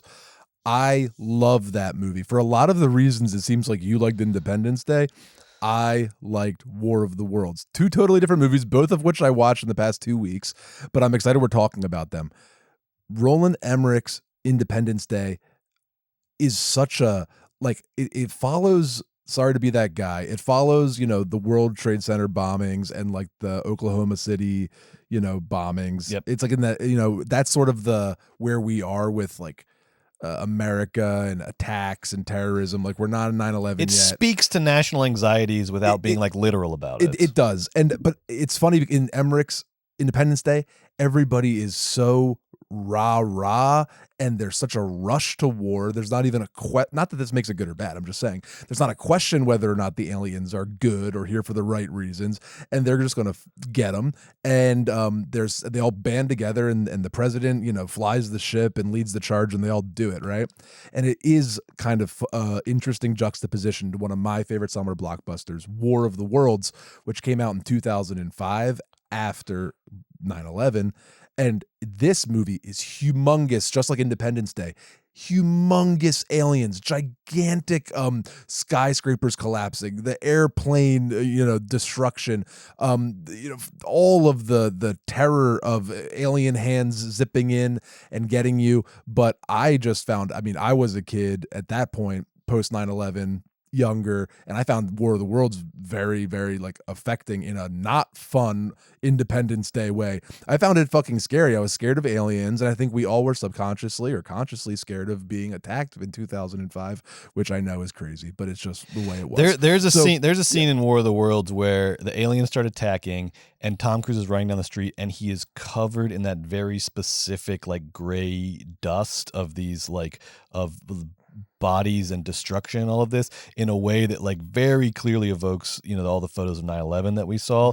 And it's terrifying and resonant. And you made this argument to me earlier this week, and I said, what are you War of the Worlds? That's like mid Spielberg. What are you talking about? I hadn't seen it since it came out. You said go back and watch it. I went back and watched it. Joe, you are absolutely right. Wow. It is a underrated, very underrated Spielberg, very underrated summer blockbuster. It's scary and immediate, and the action sequences are so thoughtful, and it all feels real. It almost is like filmed in real time. It's so almost real. like weirdly hard. I feel like there's like a subconscious harkening back to the Orson Welles radio play with like the real timiness of it all, where you see this, like you see what it would actually be like if this happened, the sort of stages of like panic and confusion into fear, and like it's really like, I don't know why I like Spielberg never takes a movie off. He is like, War of the Worlds remake, he's going to put so much thought into it, so much detail into it. I mean, I always lump him in my mind with Lucas, but rewatching War of the Worlds this week, I was like, he's our Hitchcock, I think, in a way. The genres don't map exactly the same, the tone of the movies don't map exactly the same, but he's our Hitchcock because he always works through action, through set pieces. He's always thinking about how to sort of create these cinematic set pieces to tell the story, rather than like just, over relying on dialogue to tell the story. And in War of the Worlds, he does such an amazing job of it. When you do the Universal Tram tour at Universal Studios, they still have the plane, the wreckage of the plane, where Spielberg demanded that they get an actual like Boeing 737 or whatever and just rip it apart and destroy it to show what would happen if a plane crashed in a residential neighborhood. Your tram goes through it, and it's kind of like, it's amazing. Everybody goes quiet for a second because it all feels too real. Yeah. And then when you watch it in the movie, the way that scene is executed, he's not showing off. He is not like Michael Bay about it. He combines these like massive, perfectly executed effects with like pretty like subtle character first, plot first storytelling. It's so true, man. It's the movie's so deeply human. It's another Spielberg, so it's about divorce, and it's so painfully the family dynamic is painful. It's so personal on this massive scale, and I found it really resonant. Independence Day, I don't want to take away its like charms. It's super fun. I found it to be like quite long, and It's not. It flies by. It's good. I'm not going to be Mr. Anti-Independence Day, but I just wanted to shout out. It's got everything, an baby. Underrated summer classic that really. Here's why I don't think it can make the list though. Sadly, even though Independence Day or War of the Worlds. War of the Worlds. No. What? Independence Day should definitely be on the top 10. No way. Here's why War of the Worlds can't make the top 10. I'm so sorry. And everything. Wait. What do you mean so sorry? We got a fucking lot of work to do. War of the Worlds could be on this list. I loved it. Here's what's going to disqualify it. Fuck?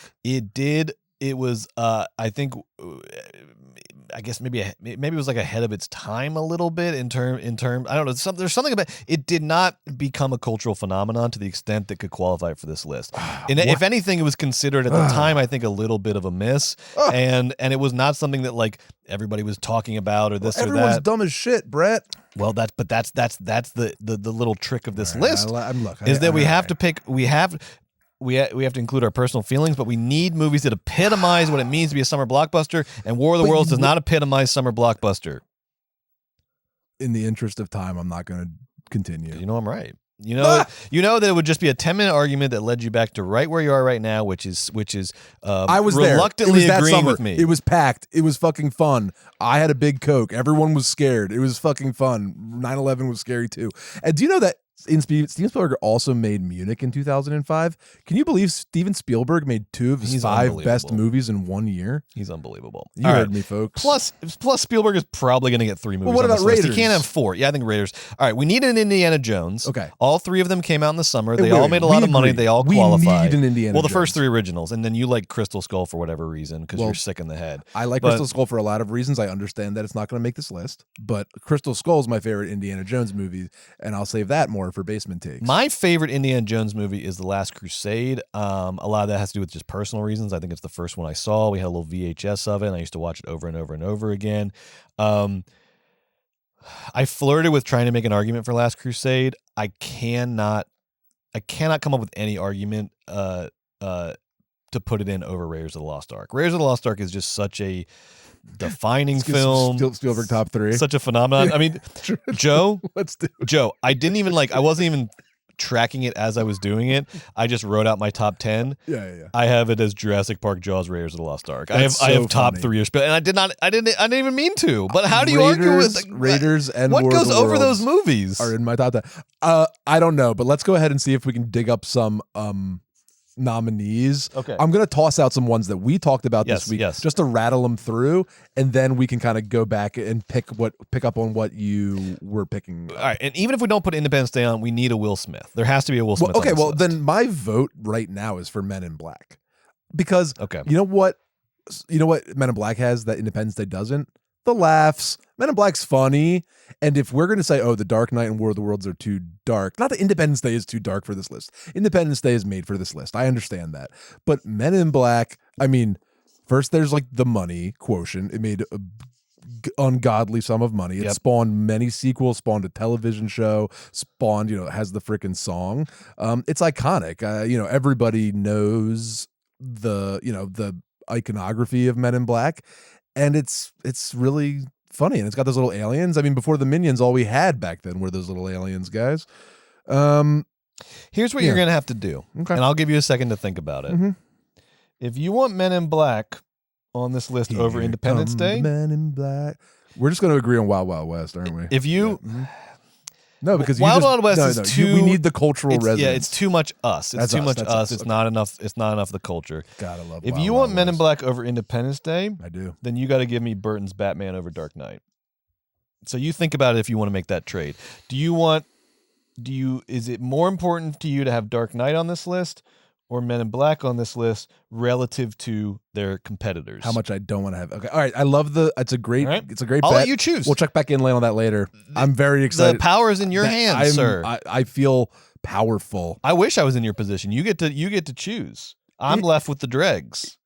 But you have Brett, to choose. You wanted to mention Harry Potter and the choose. Half-Blood Prince you said earlier? No, I don't think I'm not going to put in. I don't have any Harry Potter movies in my top 50. You didn't say that to me. Okay.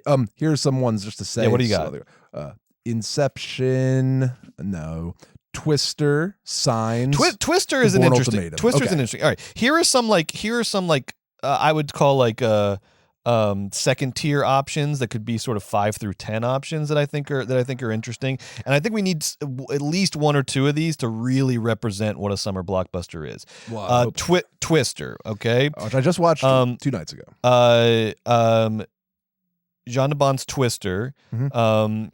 He had he had cut his teeth. Speed. He had learned because Jean de Bond did Speed and Twister, right? Yes. But then he was you know where his name came up for me recently? He was the cinematographer on Hunt for Red October. On John McTiernan's I didn't know Hunt he for was, October, that's yes. God, So he that's created, awesome. and the look of that film is so gorgeous. Cool. So Jan de Bont cut his teeth on Hunt for Red October and then goes and makes Speed and Twister. I think he should be represented on this list, or at least be in contention. So Speed or Twister, I think, are both really interesting options. They are fun, they are big, they are actiony, they scream. They're kind of like absurd and silly in their premises, you know. But they just scream summer blockbuster movie to me. So Speed or Twister. Not a big James Cameron fan, but I could not find a way to not include Terminator 2 on this list. I think Terminator 2 is such a summer blockbuster movie.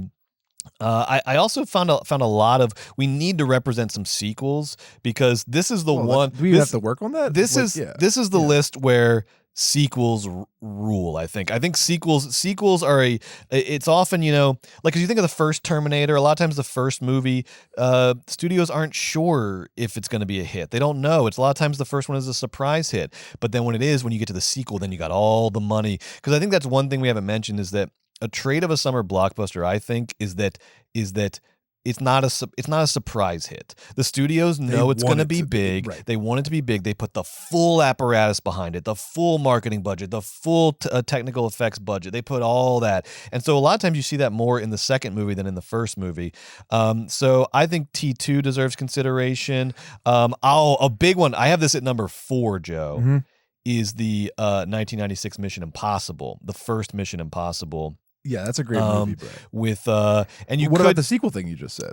But also, like, that's one of many criteria. Mission Impossible was a blockbuster. They expected it to do well financially. Yes. You know what I mean? Because it has, like, look, De Palma directed it. It has some like a couple little artsy touches that you don't find in the sequels. But overall, it still had. Oh, it's a big spy movie. It's a big spy movie. Tom Cruise, like, some of the biggest, most memorable action sequences of the entire 90s. Tom Cruise coming down on the string and almost hitting the ground, him putting the bubble gum on the helicopter and explodes, and he flies into the train. I mean, some of the biggest, most memorable action sequences. So I have the first Mission Impossible because it's right at the center for me, where it checks all the boxes in terms of money, cultural phenomenon, and it's my favorite of that entire franchise. So I have Mission Impossible on here.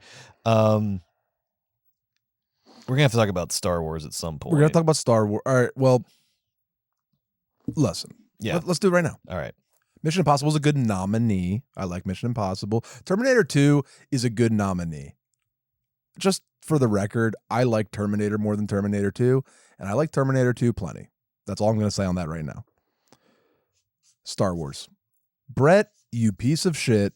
A Star Wars movie is going on this list. Whoa! Why did you think I not want one on here? Can I interest you in either Star Wars A New Hope or Star Wars The Empire Strikes Back? One of those bad boys, Brett, has to go on this list. The reason I said, Brett, you POS, was because sometimes you, for justifiable reasons, talk shit about turn Star your Wars. nose up at the Star Wars franchise. I mean, let's be honest right now. This is the downside. To me, this I love summer blockbusters. Yeah. I mean, just reliving these movies. These are just foundational movies for me. They created my love of cinema. The downside of summer blockbusters to me is that it's blood in the water for the studios. They smell money and then they want to push it as hard as they can. The thing that I don't like, I don't mind sequels, I don't mind franchises. I have a lot of fun with them. I love it. The problem for me is when you get into this point where it's just like this, like it's like this lust for complete fucking control of everything, so that the Marvel movies consume everything. They take up every other movie's budget. You can't make comedies anymore because the studios say, well, we're giving you comedy with the Marvel movies, and those are the ones that make money. When Star Wars consumes everything, I like a temporary cultural moment. I don't like this sort of decades-long hegemony where other movies are getting choked to death in the, you know, because all the money and the marketing budgets and everything has to go to Marvel or Star Wars. So that really turned me against Star Wars franchise, is just this sort of like just the fucking onslaught of it all, just the endless onslaught of it all. You can interest me though in I would lean towards Empire Strikes Back, because I think again, the first Star Wars is sort of a happy accident. I mean, they're making a lot of movies, you know, like that around that time period, sort of, you know, like fun space adventures and this and that. The first one was, I think, was you know, a bit of a surprise phenomenon, and by the time you get to the second one, oh my God, we are rolling now, and we got better screenwriters on board. We got more thrills and chills and more characters. We get more Darth Vader.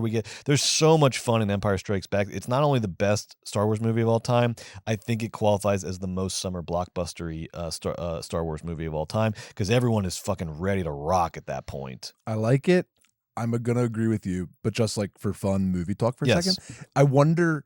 I know the Star Wars, they didn't expect it to be the biggest thing in the history of God and man, but American Graffiti right before Jaws made an ungodly sum of money, like 130 million That dollars. insane 1950s wave of nostalgia. Yes, Yeah. that whole like American. So I wonder if they I just don't know. Just like, I wonder what the studio thought of George and the juice with the Star Wars after American Graffiti. All the Star Wars stories make it sound like they didn't expect anything out of the movie. No, they gave him the fucking merch rights.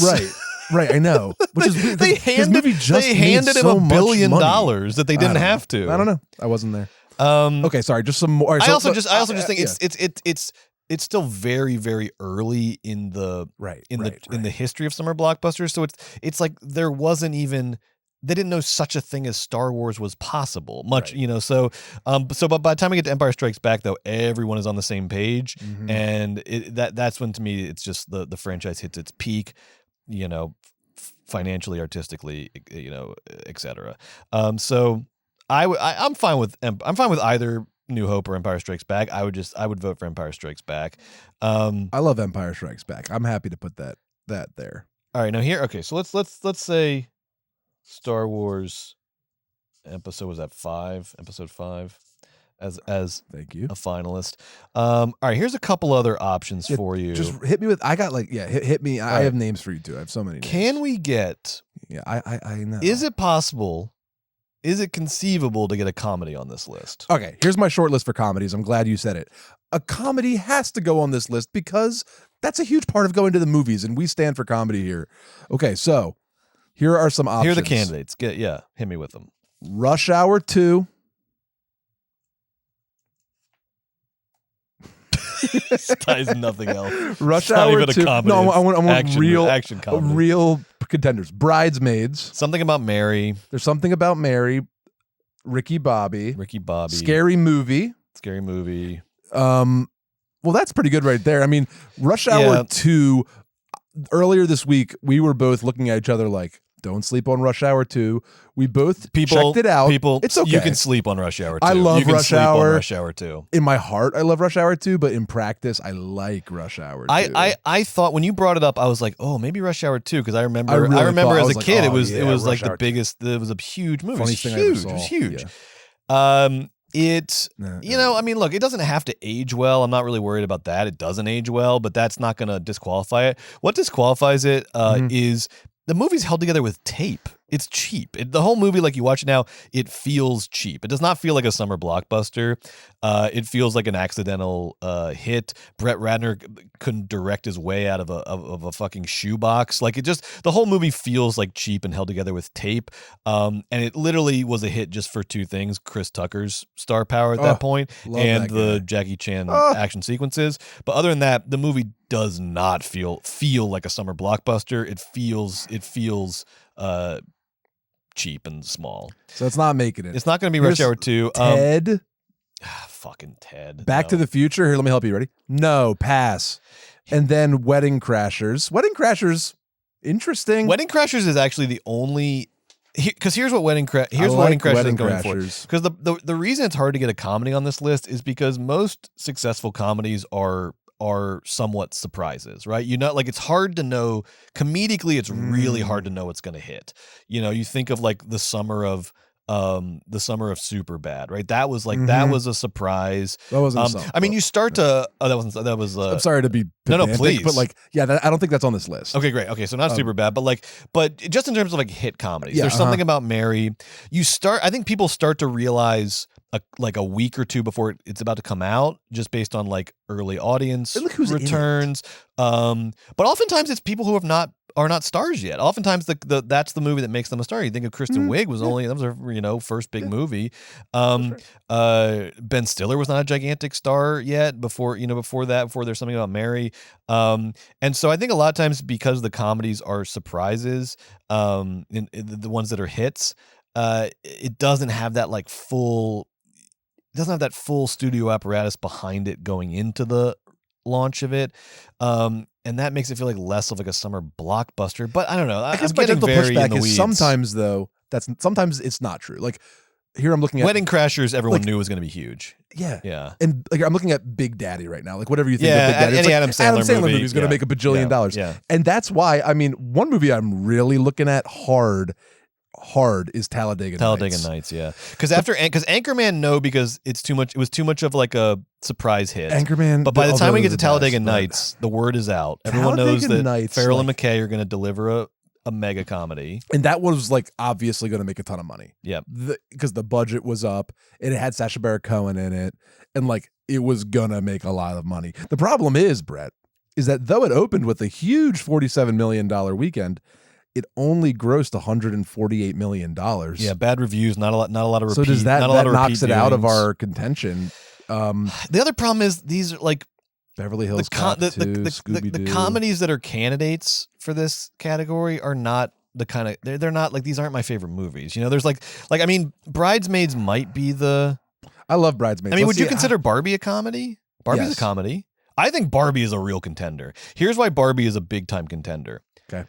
Well, I mean, no. Tell me why. I mean, I know you're going to agree with this, but everything we talked about, massive cultural phenomenon. Check that box 3 times. Yeah, it's right? A phenomenon. Made an ungodly amount of money. Similar to Jaws, people were like, "Oh shit, movies! There's another tier to this we haven't unlocked yet." That's how much money that Barbie made. And I like it. It's not my favorite movie.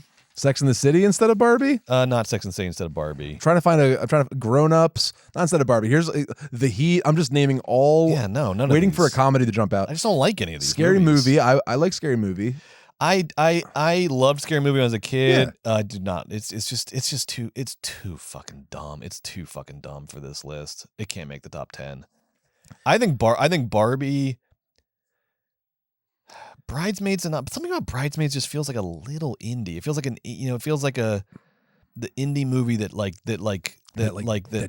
did it, you know? I guess I know what you mean. I know it's not an indie movie, but it just has the vibe. No, I know what you mean. Like it only opened with $26 million, but then because of word of mouth, it ended up grossing $170 million domestic. Like, and I think we all were happy, but we all were surprised that Bridesmaids became the biggest thing ever.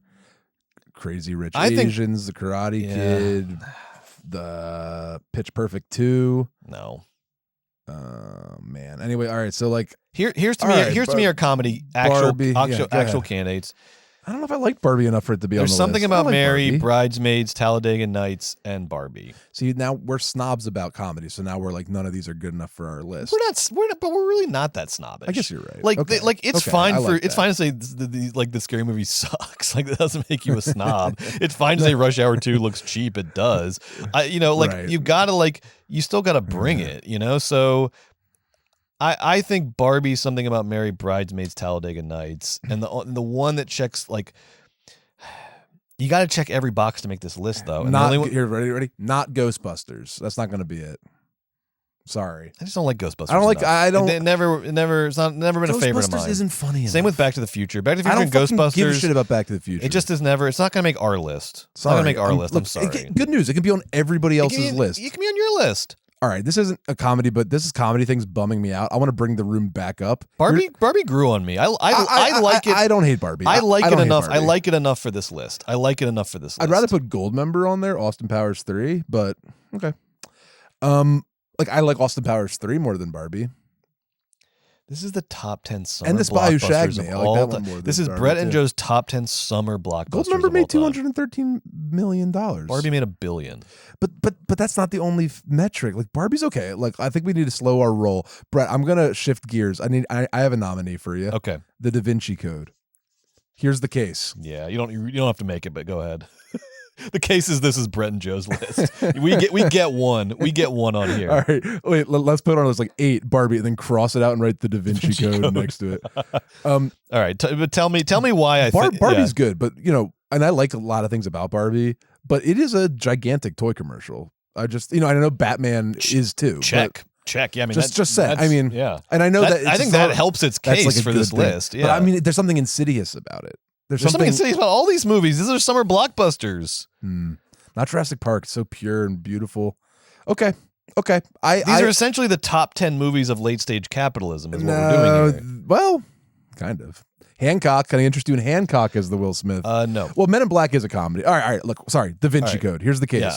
You already know what you have to do to get Men in Black on the list. That's your decision. Those battle lines have been drawn. Tell me why I agree with you about Da Vinci Code. Well, number one. What's wrong with us? Number one. Whoa, we learned that Jesus Christ had a daughter or something. That was huge news. Big time. No, this movie. News. Here's why. The Da Vinci Code actually was a cultural phenomenon. Checks that box. Made $1 gajillion. Checks that box. Big Ron Howard. Big Tom Hanks with the hair. Big running around energy. Ian McKellen's the old man. Okay, this is the funniest part about this is this makes perfect sense to me and like sounds like nonsense to anyone else. I am buying what you're selling 100%.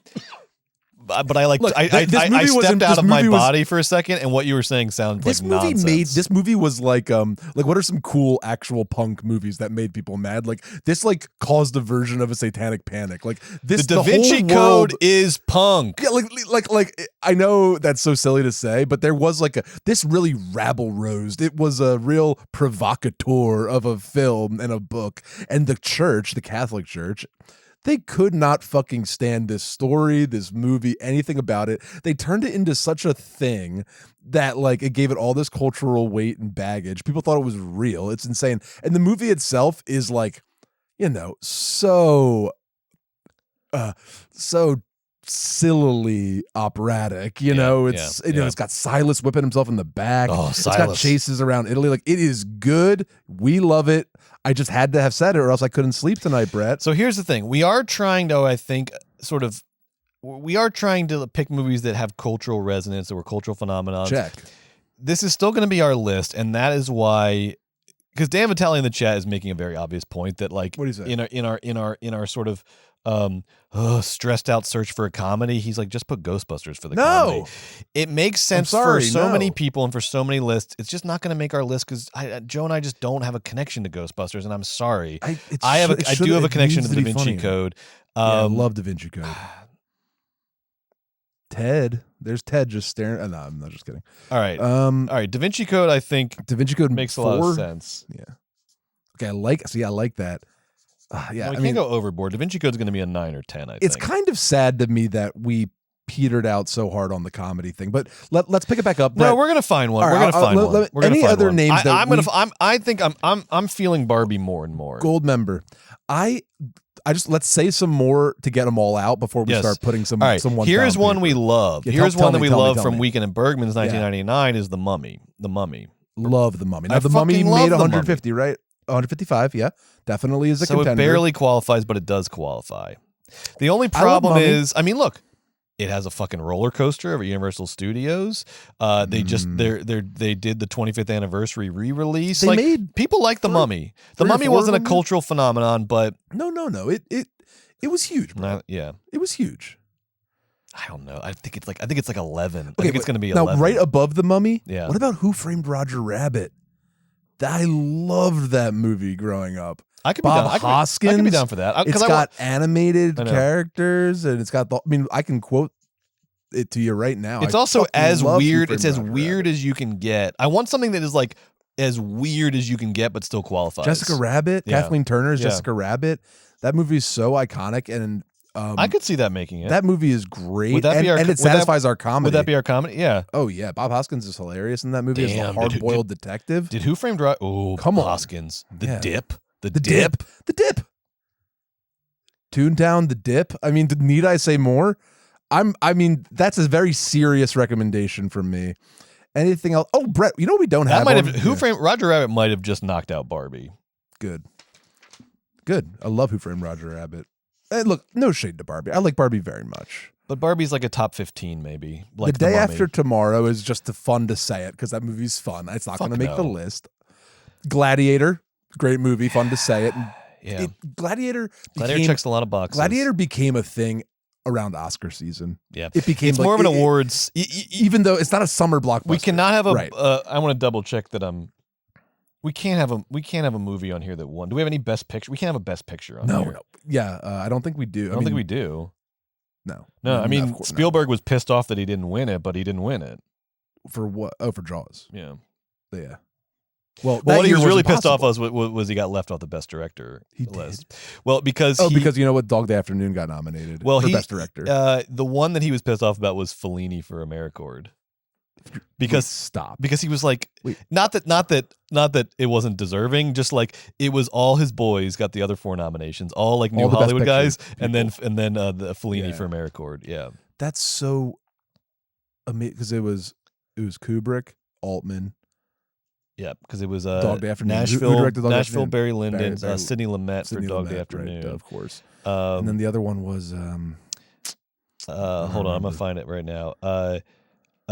Milos Forman, because that's the year that One Flew Over the Cuckoo's despite all the Nest. competition that year, One for the Cuckoo's Nest like swept. yeah, which is the worst one of the lot that we just mentioned. Okay, back to it. I'm so sorry. It is. It's not Milos's fault though. That source text sucks. All right. Pearl Harbor, Black Widow. No. Night at the Museum 2. Well, John what Wick about 3. Pirates what of the Caribbean. about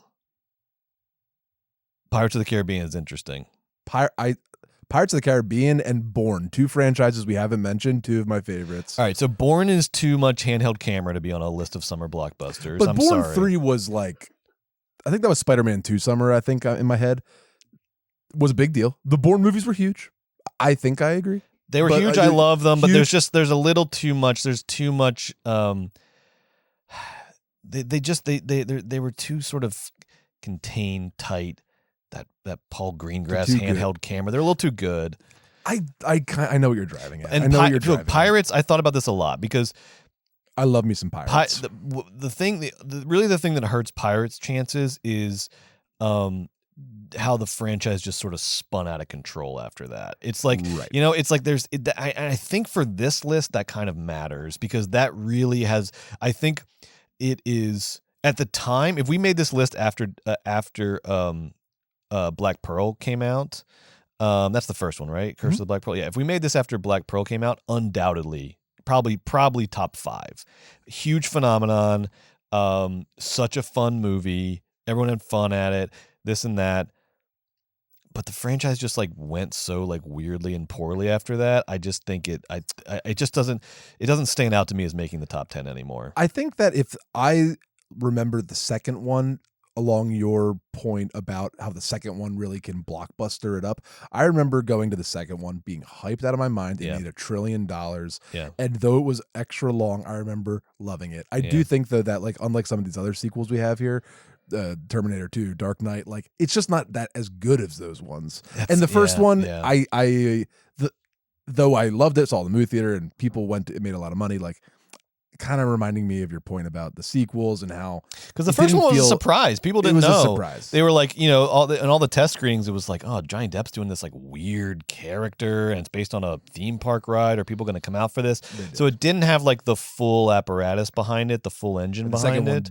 Second one did. It's just like, It just wasn't. I like the second one because I know in my heart it's not as good as Terminator 2. Come on now.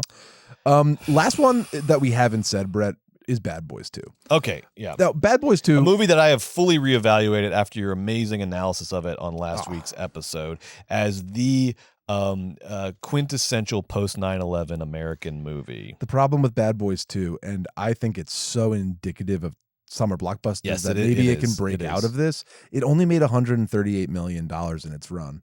It opened huge, $47 million opening weekend, but then bad reviews felled it to the 138 million mark. It's just disqualified then. It doesn't qualify. You can't change the rules because you want Bad Boys 2 on the list. You made the rules.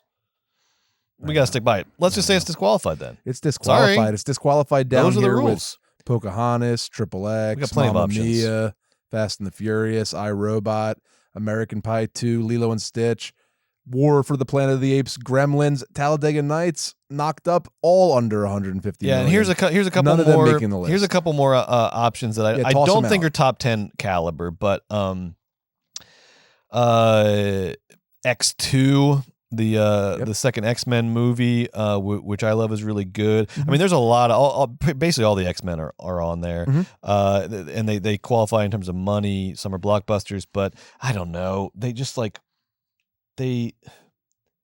Spider-Man, and if we're talking about comic book movies, Spider-Man and the Batman movies are just so foundational for the genre, and they're good, and they made a shit ton of money. I just don't think X2 can compete with that. Face Off, Face Off, Con Air, those kind of that era of 90s movies. Yeah. There was you know what I really like that is would be probably like top 20 for me is Edge of Tomorrow, the Tom Cruise, Emily Blunt. I like that movie. It's so much fun. It just is not going to check the cultural phenomenon box, you know. Right. Rambo for 80s. Love Rambo. I'd think about Rambo. Do we know, where did we settle on Die Hard? I saw Die Hard appearing on some people's lists, but I think is it not on my short list? No, I don't know if it meets your criteria though. So I'm not sure. My criteria came out between Memorial Day and the first week of September. May. I love Die Hard. Came out between May and September, and it made over $150 million domestic. I have total box office at 141.5 million. So I think it's under. I think that's the problem. Okay, I think that's the problem. I'm not finding it. Yeah. It did come out in the summer. It didn't meet your 150 million mark. Sorry, not enough of a block. It does, and it's look, not a and blockbuster. that criteria is there for a reason, because these need to be mega movies. These need to be mega fucking I think it's time to put some fucking things down on paper. Here are what I have. Tell us the short list. Here's our finalists. Okay. Da Vinci Code. Yeah. Star Wars Episode 5, The Empire Strikes Back. Mission Impossible. Speed and Twister, Terminator 2, a comedy, and we're thinking maybe Who Framed Roger Rabbit, or Barbie, or both those. So let's say it comes down to that: Who Framed Roger Rabbit or Barbie. So that's 7 and 8. Raiders of the Lost Ark, Spider-Man, Dark Knight, or Burton's Batman. Let's see. Jaws, Jurassic Park, Independence Day or Men in Black, and then what the fuck is LK? I don't know. No, hold on. That's one of the big ones. LK, Lion King. Lion King. Thank you, Lion King. All right, so that's about that's why around does John 15. DeBon have his own fucking wait, Speed or what's the other movie? Or Twister. Oh, Twister. Here's the problem with Twister. Because we need something that's like a little like Twister's Act 3 is not great. Yeah. Sorry. Act 3 of Twister is just okay. First 2 acts, I was so there. Third act kind of falls apart. Let's see what we do, Brett. We're not there yet. Let's start at the top. Okay. All right. We both feel passionate about Jurassic Park. I think it's got to be Jurassic Park. I feel passionate. I think it's got to be Jurassic Park. Even though Jaws is the rules. original and rules, Jurassic Park is it's the guy who made Jaws with a summer blockbuster like budget, and it is the summer blockbuster movie. We love it. It checks every box. Jurassic Park is going to be number one. It opened with $208 million opening weekend. It's the biggest thing that ever happened. That's the biggest opening weekend domestically ever. All right. That's crazy. Jurassic Park number one. Oh wait, that was Jurassic World. Wait, hold on a second. That's so no, that funny. was Jurassic World. Yeah, Jurassic World opened with 208. That's how hyped everybody was for the reboot of Jurassic Park. Yeah, for the reboot. Right, that's my mistake. The second run of the franchise. All right. But no, the original Jurassic Park is number one. So we got like 2, 3, 4 is like there's Raiders, there's Jaws. Yeah, there's what are the candidates? Star Wars. There's Lion King. Honestly, I think it's those. I think for number 2, it's either Raiders, Jaws, Lion King, maybe the Batman, maybe whatever Batman we go with. Let's do Jaws and let's do Raiders. 1, 2, 3. That's so crazy. I don't know if I like Spielberg that much. But what movie of this list do you like more than either Raiders or Jaws? You like Tim Burton's Batman better than Raiders of the Lost Ark? Do you like the Da Vinci Code more than Jaws? Here's the problem with I don't like Spielberg is well, you keep watching his films and telling me how fucking great they are. I think you do, kid. I know. And number 2 is which one of those movies is better than Jaws and or Raiders of the Lost Ark? The Lion King? You know what? What about the Will Smith? Cutting in there because I think again I think Spielberg is the face as the director. I think Will Smith is the face of this genre as an actor. I think whatever Will Smith we do, but that comes down to you deciding what Batman you want on here. So this is all. So I can either get The Dark Knight and Independence Day, or I can get Tim Burton's Batman and Men in Black. That's right. You know what I should do is The Dark Knight and Independence Day, 2 huge summer blockbusters. But here's what I'm going to do. Oh, God. I'm going to pick Batman and Men in Black. I actually love that. Here's why. Batman number 1. Guys, I wasn't there, whatever. But we don't get Batman's 2, 3, 4, 5, 6, 7, 8, 9, 10 unless that thing changed the world. Batman came out. It was in every Happy Meal. People never stopped talking about it. We got the whole Tim Burton run. We got the whole Schumacher run. Then we got the whole Nolan run. That worked out well. I like that. I got Men in Black at number 2. Then let's go Jaws at 3. Yeah. Empire Strikes Back, then Raiders.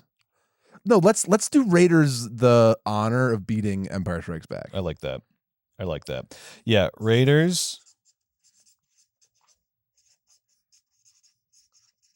So I have to write out the whole title. Thank you. Then Star Wars. Oh, wait, Brett, hold off 1 second. Yeah, hold off. No, that's not right. Okay, wait, just go I through I put fucking Lion King over Star Wars. I put fucking Barbie over Star Wars. Maybe Star Wars is 10. Maybe Star Wars doesn't make the list. Maybe Star Wars doesn't make the list. Okay, I don't know yet. All right, this is our list. I felt Jurassic Park, Men in Black, Jaws. What was 4 there? Raiders of the Lost Ark. All right, what are some of our nominees now?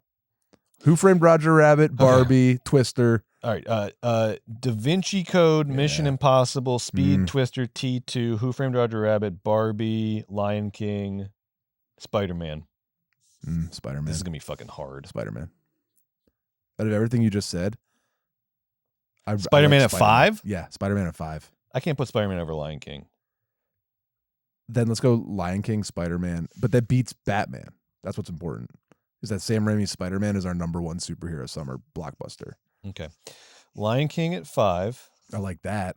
That's smart. That's nice. just smart. You know what that is, Brett? That's just us being fucking honest. Totally honest. That's true. Guys, go back and watch The Lion King. It's so fucking good. Fucking great. It's so the work Jeremy Irons does as Scar in that movie alone is be prepared. Mind-blowing. It made $191 million its opening weekend, and it went on to gross domestically only $550 million. I'm sure it made $1 billion. All right, so you have Spider-Man at 6 then. Yeah, Sam Raimi's Spider-Man at 6. Fuck Star Wars. We don't need that shit. All right, we'll see. We'll see what happens. Sorry, all right, now we're down to 4 slots left. All right, wait. Okay? What do we got? What do we got? Look, we need a comedy. So let's decide. Or Wedding Crashers. I don't like it enough. I like who I you like. know what? Neither do Yeah, I don't fucking like it. I just kind of liked it not being. I like that it's original. You know, just like Yeah. it's an original movie. It's an original comedy. But so, Who Framed Roger Rabbit? The problem with that is we're gonna get a lot of raised eyebrows. Barbie, it's like, yeah, duh. You know? Do people think of Roger Rabbit as a summer blockbuster? Well, you know, just recency bias says Barbie, but you know, look, it hit the criteria. Oh, it hits it and then some. It came out in June and made $350 million. Let's do Who Framed Roger Rabbit. I love it. I mean, literally, Brett, that's music. I can't tell you how much I love that. Feels movie. like 10 to me, though. Oh, yeah, it definitely feels lower. It feels lower because we already have Lion King so high. So, or maybe like 9. 10 is probably going to be like either like T2 Speed or Twister. All right. Well, okay. Wait. Okay. Who Framed Roger? God, is Da Vinci Code just going to invalidate this whole list? Brett, the list is already like. Is Da Vinci Code going to invalidate the whole list? I feel like Da Vinci Code has to be on here though. Here, look. We have 4 slots left. What if it was like? Let me just I'm gonna put Roger Rabbit at 9. That feels like where it's gonna go. So Roger Rabbit, Empire Strikes Back, Da Vinci Code, and Barbie all make it, and then everyone's happy. Hold on a second. Okay, so here's what we got. We've got. Okay, yeah, this is good. And Mario, you can cut to me for this. I'll try to get this on. All right. We have Jurassic Park, Men in Black, Jaws, Raiders of the Lost Ark. Nobody can argue with any of that, and I don't let them argue. I don't give a shit. But and 5 Lion King. I can't argue with that. And 5 Lion King. No one's arguing with top 5 are solid. Then Raimi's Spider-Man. I think that's a good start. Who Framed Roger Rabbit at 9, and then we've got for 3 slots. We've got Da Vinci Code, Empire Strikes Back, Mission Impossible, Speed, Twister, T2, Barbie, and that's it, right? Yeah. Okay, so that means just literally, let's see, count them up. 1, 2, 3, 4, 5, 6, 7 movies for 3 slots. Well, first there has to be an actual fucking mega smasher, whether it's T2, Empire Strikes Back, or something of that ilk. There has to be just like a mega one that we have to include. I really like T2. It's a lot of fun. I love T2. Yeah. No, I love T2. Yeah. Let's put. And we get a Valley movie on here. Well, I've seen. I love Terminator 2.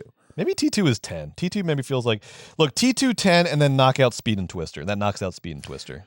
I'm so sorry. Just Speed doesn't give me summer blockbuster enough, even though I love it. And Twister's 11. Twister's like, yeah, it's just Twister's not, 11. It's just not 100% right. You do get a Philip Seymour Hoffman performance. You do, and you know what How fun would it be to have him on this list? In his early career, so Twister 7, Da Vinci Code 8, Terminator 2, 10. All right, hold on a second. Wait, did that include Twister? Yeah, it did. I was throwing you a bone. All right, Twister 10, then what? T2? No, Twister 7, Da Vinci Code 8, T2 10. I think that might be it. Or should we put T2 8, Da Vinci Code 7, Twister 10? Or Who Framed Roger Rabbit goes down to 10. So Mission Impossible is a no for you? No, I'd rather have that than Twister. I was just trying to be a fun player. I like Mission Impossible more than Twister, but Twister certainly was like, I liked that the bad guy was Weather. So Star Wars is off because that's like, honestly, I'm just trying to put it on the list. This is our list. I think okay, so everything you've like, I would watch Twister, Speed, T2, or Mission Impossible, or The Da Vinci Code before I watched Empire Strikes Back. That's just me, and this is our list, and I think the same is true for you. I'm sorry, y'all. It's like. No, hey, Brett, Ghostbusters, Back to the Future, Star Wars, some of these big movies, they just never like became my movies, you know? It never became my movie. Mm-hmm. It's not going to make my list. Yeah, see, I feel like I can go Terminator 2 or Empire Strike Back are equal to me. They're both like that good. Like they're both so good. Well, then I'll tie break and say T2. So, okay, so I like that we both know that Da Vinci Code's on the list. That's really important to me. You want to bump it already? All right. Look, Da Vinci Code's heads. We fought the good fight. Here's the big problem with me in Da Vinci Code is it might be my least favorite of the Robert Langdon movies. That's a problem. Well, Terminator 2 is my least favorite out of the first 2 Terminators. You know, it's that kind of a thing. But, pitch pitch me on what it's going to be if we're not going to include Da Vinci. Like, are you going to be like, oh, I got to put Barbie in there? It's like, no, we're going to put Da Vinci Code. No. The last three spots would be Mission Impossible, Twister, and Terminator 2, which feels like so right.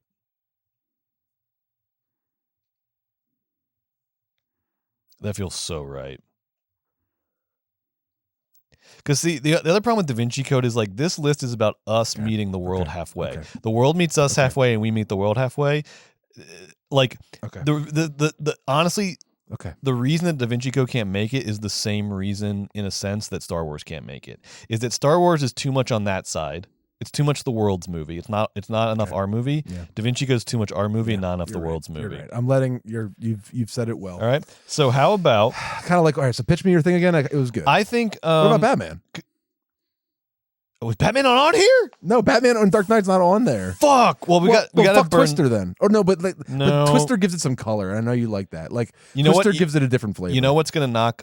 You know what Batman knocks off? I think T2. Yeah. It's a good thing because James Cameron's not my guy. Put Twister 10 though, or this Mission Impossible. No, Twister 10. Yeah, Twister 10, and then Mission Impossible 8, Batman 7. Yes, it's amazing. Yes, that's right. And that's Burton's Batman 1989. That's right. That's right. That's it. This That's is right. That's correct. Let me see this list. This is correct. This is the correct list. This is Brett and Joe's list of the top 10 summer blockbusters of all time. This is the list. This is it. This is actually it. I feel this in my Oh, that's bones. actually it. Everyone can agree. Yes. Shall I? All right, hold on. Let me get my Oh God, this is. You got so much going on here. I'm going to read it. You want to read it? Or? You read it. You read it. Movies Baby with 5 Ys. Top 10 summer blockbusters of all time. 10. Twister. 9. Who Framed Roger Rabbit. 8. Mission Impossible. 7. Batman. Burton's Batman. 1989. 6. Spider-Man. Raimi Spider-Man. Raimi. 5. Lion King. I love that. Original. 4. Raiders of the Lost Ark. 3. Jaws. 2. Men in Black. 1. Jurassic Park. Correct. Well, we did it again. Correct. We were right. Correct. We always figure it out. We always get it right. This is a tough one. That was a tough one. I didn't think we were going to get this right. I thought here's what I thought was going to happen. Yeah. I thought we were going to have to make some like concessions that were out of character. Mm-hmm. We had to make concessions, but we kept our name on this. You know what I mean? Yeah, that's right. This is our list of the top 10 summer blockbusters of all time. Even 1, 2, 3 is controversial. I mean, putting Jurassic Park above Jaws is its own controversy, let alone Men in Black understanding the power of Will Smith and the importance of Men in Black. Yeah. Putting it at 2. Anyway, what an amazing episode. That was fun. Thank you, everyone at home. Thank you, Margot. This is her flu game, everybody. She is sick. Thank you, Margot. And she suffered through it. Thank you, God Margot. bless. That was very nice of you. Thank you, Margot. Thank you, Carson, for being the best clipper and social media genius out there. Yeah. I'm shocked how good our social media is, considering that this is still a relatively new show. Mm-hmm. But man, we came out of the gate on fire on social media, and it's because of Carson. So thank you very much. Shout out Carson. And thank you to Eris for this amazing set, as always. All of our the sets. The team here at is Forever strong. The crew, the team. It is strong here on Movies Baby. Make sure you sign up for our Patreon. That's Movies Baby with 5 Ys. And if you are signed up, you can join us in just 10 minutes for Basement Takes. Oh, when do you have to leave? 8? Yeah, what time is it? 8. Okay. Quick basement takes. All right, we'll do a very quick basement takes. And then Joe will be on his way to whatever movie he needs to see. We've got so much good stuff on the Patreon. I'll save it. I'll do the longer plugs next week. But please sign up for our Patreon, and if you are, you'll be joining us for Basement Takes here in just a second. We might roll into it sooner than 10 minutes because Joe's on a clock. But thank you very much, and we will see you next week for another Movies Baby. Bye.